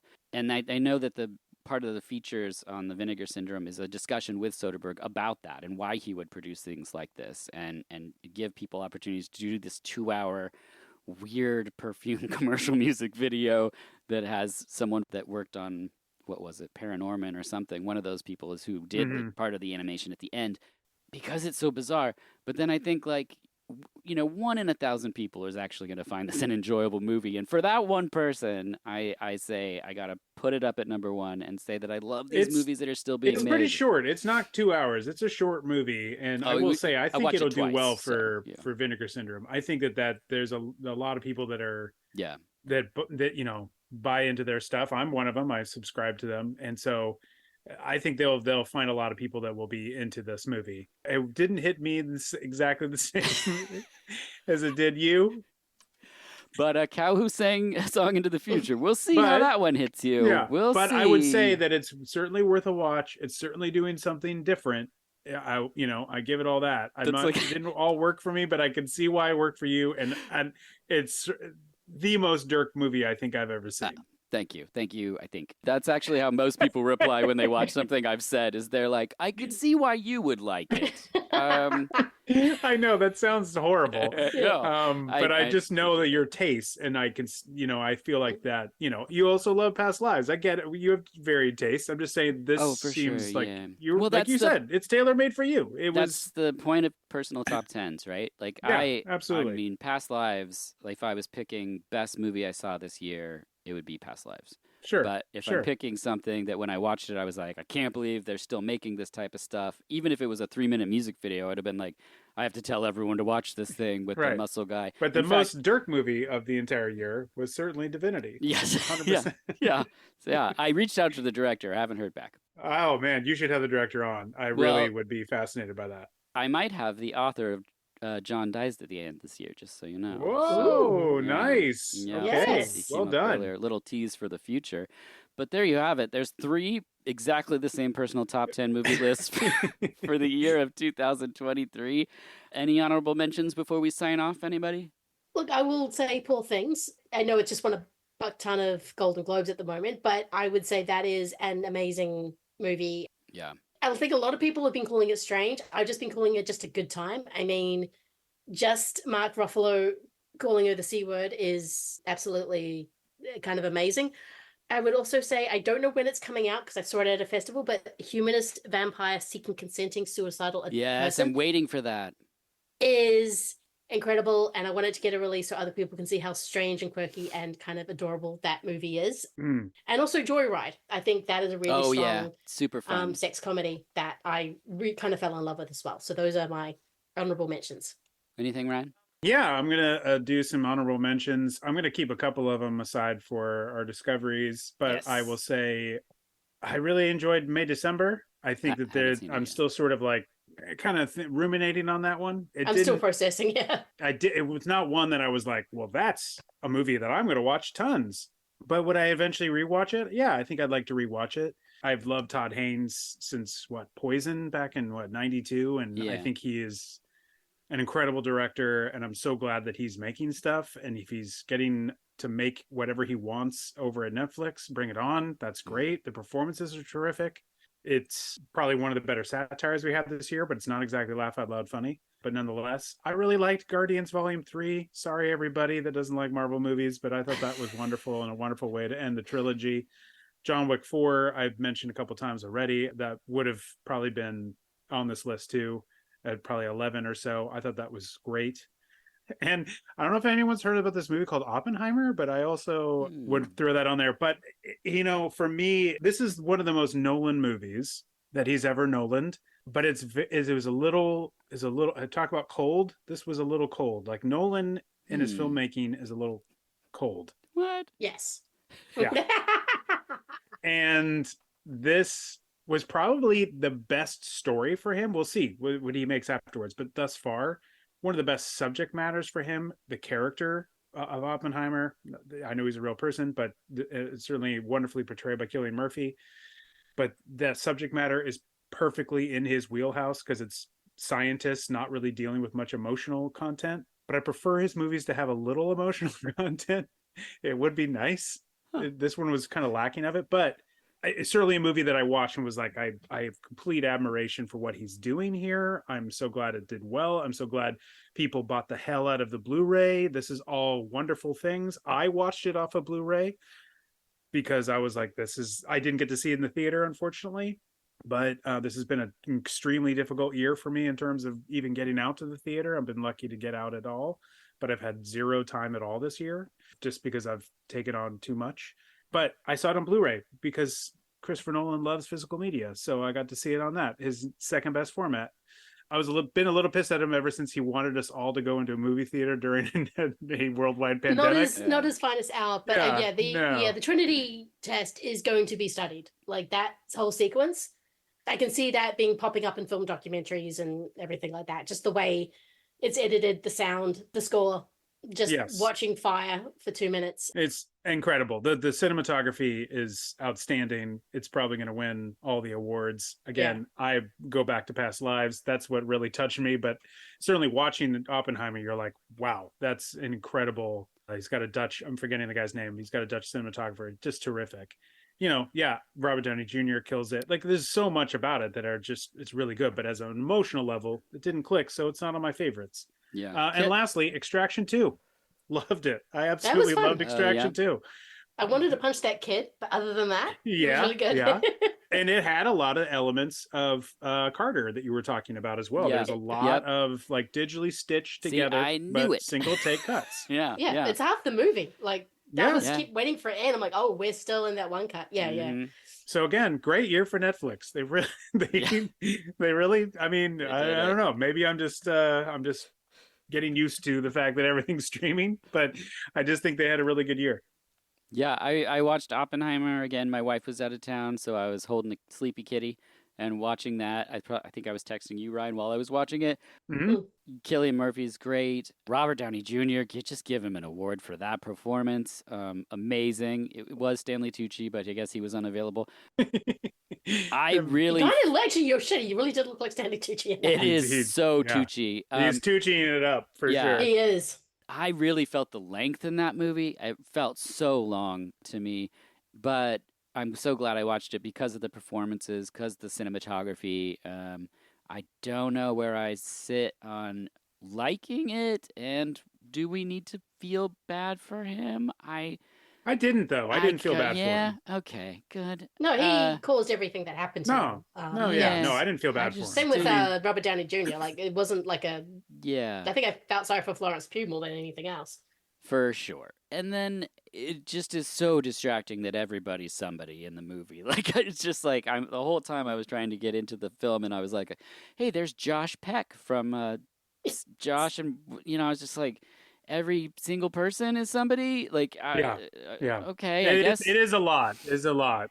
Yeah, I got glared at when I started giggling when Benny Safdie showed up, because I just started giggling my ass off, and everyone just there to glare at me. It's like, how dare you laugh at a friggin' Christopher Nolan movie? I'm like, okay, fine. Yeah. What is Safdie doing here? He has a significant role, though, in it. He really was quite a big role in it. I mean, I don't think they're going to give a supporting actor nomination, but Gary Oldman comes in for a day and knocks it out of the damn park. Cillian Murphy talked about like shooting that because this is his first official leading role in a film. He's played a lot of supporting characters, and he said that it was just 28 days later. Please, Cillian, come on. Well, not with Nolan, he said. Oh, I see. Yeah, and so he said that it was so crazy because on the call sheet he'd just be like, "Well, Gary Newman's showing up. Holy shit! You guys are doing a scene in a car." I gotta watch it again. I missed that. And oh my gosh, Gary Oldman's coming in, and he was like just shocked because he was, he's like the lead in the scene with Gary Oldman. So I can only imagine what that's like for someone of his profession. Yeah, and it's an incredible scene. Like, I mean, but the stunt casting, it starts to feel a little stunt casting like, where because you're always like, oh, look, the valet is Ben Affleck or something. Yeah. It's like that kind of thing where you're like, okay, every single person is recognizable, and it has an element of taking you out of the movie a little bit. It does. Yeah. He rounded up every single male brunette in Hollywood and put them in the New Mexican desert, essentially. So, because I mean, Josh Hartnett, I'm like, hey, Josh Hartnett's here. And by the end, you're a bit exhausted going, oh, and we're still introducing people. All right, okay. And it never ends. So, there's a little bit of that element that to me was like, well, this isn't a favorite, but I respect it. And absolutely. Hey, we all need work, right? I mean, all of male Hollywood got a job with Oppenheimer. Pretty much. Yeah. A couple ladies. Yes. Emily Blunt, God bless her. I thought she Yeah. was absolutely terrific in it with just the thinnest threads of a character to go off of. Yes. But Yeah. boy, did she turn it into something. She made a meal out of that. Yeah. She was given a bowl of hot water and two saltines, but boy, she made a meal out of that roll. Yeah. Hats off to her because she was terrific in it. Yeah, rumor was he started using CG just to add characters to scenes, and there was originally a part where B.A. Baracus from A-Team was a waiter in a scene, but they just were like, we don't need this. This movie's long enough. Don Knotts was in a part. He originally pushed the button to blow up the bomb. He was going to be great. That would have been a great scene. Yeah, he tripped over and fell on it. Yeah, it would have been an amazing scene. He was reprising Mr. Limpet. Anyway, so some of my honorable mentions. I want to talk about something called Barbie, which ties into our conversation. Oh, yes, Barbie, too. I had on my list. Yes. So I only went to 2 movies in the theater this year. One was Barbie, and the other was Claudio Simonetti's Goblin doing a live score of the movie Demons. And so 2 amazing experiences in the theater, but not a lot. And the thing for me with Barbie was I can't think of the last time, maybe Jurassic Park, that there was this sort of vibrant pulse like through people to go see something, and everyone had to go see it, and people are wearing pink and they're going to the theater and people are elated and they're joyous and they're looking at each other in the theater like so excited, we're going to watch this movie. It was amazing. It was an amazing experience to sit through. It was so much fun. It was just a whole bunch of dads taking their daughters who were dressed up in pink to go see Barbie, and the fact that I have a top 10 and Greta Gerwig's not on it, I don't know what happened to me, but it's such a joyful, happy movie. It's a kind of a mess of a movie, but that's what Greta does. And when it hits, that movie just absolutely hits. It's just the line, I'm not a fascist because I can't control the trains. Like, it's so funny. Yeah, it's so funny. I didn't even get the musical. Oh, Ryan, it's such a funny movie, I was saying. Sorry. Oh, it muted for a second on yours. So I did. You did. Okay. I'm muted and it's getting a little sticky. It's not unmuting and muting as I would like. So... Okay, cool. Well, you were saying it's funny. It's funny. It's a funny movie is my incredible point. You guys, hold on a second. Barbie's funny. Guys, just so you know, just everyone out there, it's a funny movie. I thought one of you might include it, and I didn't put it on my list. I was going to, but I knew one we'd of you get might. there. Yeah, I just knew it would come up at some point, and everyone else has talked about it. It was a huge cultural thing. I also love that these 2 movies weren't planned to release at the same time. Nolan always picks the same day to release his movies. They called the people over at Barbie Land, and they were like, no, we're not moving our movie. And because of that, not even the studios, people did that. People did Barbenheimer, and that's just so cool. All the memes that came out, the fact that both movies are so widely celebrated, it's such a cool thing to have happen to these films. Both films are really good. Yeah, they are, and I'm so glad that it got people back to going to movies. I think I cannot be said enough that Greta Gerwig took a fucking toy and made that movie out of and made a movie like that out of it, and all my admiration for that, and I thought it was hilarious. I didn't get to see it in the theater. My wife and daughter went to see it. I didn't get to see it, but I saw it afterwards, and I thought it was fucking great. I really dug it. But I just thought somebody else was going to put it on their list. So my mistake. I should have probably thrown it in there. And I didn't get to see Poor Things. And I know as soon as I see it, I'm probably going to want to put it on my. I want to go back, but I haven't been able to see it. So. I haven't either. I love his glorious. films. It's so life affirming. Like, it's just, I don't know what to say about it. It's just, I mean, everyone's talking about Emma Stone's performance and it's fantastic, but there is something just about the joy of discovering new things and just watching her grow as a person and just not taking any crap from anyone. Like, I've got to go and punch this baby. I think even Linda Hunt is in it playing a tattooed madam, and I'm just like, holy shit, this is amazing. Yeah. So, everything I've seen about that, I'm trying not to look at anything more, but I'm like, I know I'm going to totally dig this. Yeah, I just haven't been able to see it yet. So Same. My last 2 mentions, Boogeyman, but I won't tell you which of the 5 Boogeyman movies. I'm just kidding. It's just the one of them. 2023. Just one of them. It just deserves a better title. It's a great creature feature with cool creature design, and people slept on it. And then lastly, M3 Gan. Am I saying that? Megan. I just thought for a doll movie that got this awesome weird meme thing before the movie was even out. They had a thing that you could sign up and Megan texted you through Twitter She would direct message you and be like, hey, do you want to be my friend? And then as she replied, she'd reply faster, and it got more and more menacing until it like got to the end. It was so cool. It felt such a rad, fun way to like sort of advertise a movie. And I thought it delivered on a great PG-13. Like if I was a 13-year-old Yeah. and got that movie, I would have been like, this was a great day at the theater. Yeah. I was not expecting that movie to be good. No, It I was- thought it was a fun ride, and the ear thing was a great gag. I don't know. I kept forgetting that it came out this year because Yeah. of the advanced campaign. hmm I kept thinking like, oh, that didn't come out this year. That was last year, right? Because it Yeah. just there was so much of that. Like you said, that meme was thrown around so much that It shouldn't have But- been good, but it was really fun. I don't know. it's a good gateway movie, I think, in terms Yes. of horror. Great you know, point. I've never really loved doll horror. It's No. not. Oh, that's not right. one You that I'm don't like into. dolls. Mm-mm. Oh no. My brother is a giant fan of Child's Play and Chucky and all that stuff. I've never really been super into those movies. Puppet Master? No. Nope, not really into those. Mm. The third one's pretty good, as Yeah. everyone knows, but I just don't get really into doll movies. But that was pretty good. You know, I enjoyed it for sure. I thought, oh, that was good. It definitely. Dolly Dearest? No. Nothing. I haven't seen that one in so long. I couldn't really. Okay, I have a sheet of 175 doll movies that I'd like to Okay. just go down the line if we could. We have time. It's a better movie than Yeah. anyone would have expected. That's you why I know, wanted for to sure. throw it out there. There's no Yeah. way it would be on my list, but I do think that a film like that could easily just be forgotten about unless they keep making them. So, Which is- they might. They might. They I could think be there up- is a sequel in the works. Yeah, I think so. I don't think Blumhouse expected it to do as well as it did. Yeah, So Maforgan. Mm. That's the Nordic name. Okay. Well, Lindsay, Ryan, thank you for joining me for this once again awesome epic best of 2000 something. Well, thank you for having me. This was awesome. It's so great to thank- hear you guys' lists. I got so much Yes. to watch now. I have a whole list. I'm exhausted. I worked so hard on this, and Now it's I over. still didn't get to see Poor Things and some of the other stuff. Yes. But yeah, this was a blast. Thank you for having me. Absolutely. Yeah, thank you for having me, and I will watch Sisu. I will. Yeah, I've got a whole list here. I'm going to watch Rye Lane right now. Wait, Dirk, we're still on the podcast. What? Oh, sorry. Don't turn away. Don't I turn already- away. I started it. I'm holding a kitten. I'm watching the movie. I'm not going to end the Zoom call. I'm just gonna keep watching the movie, and you can just listen to me talk about it. Shh, I'm watching Exactly. a movie.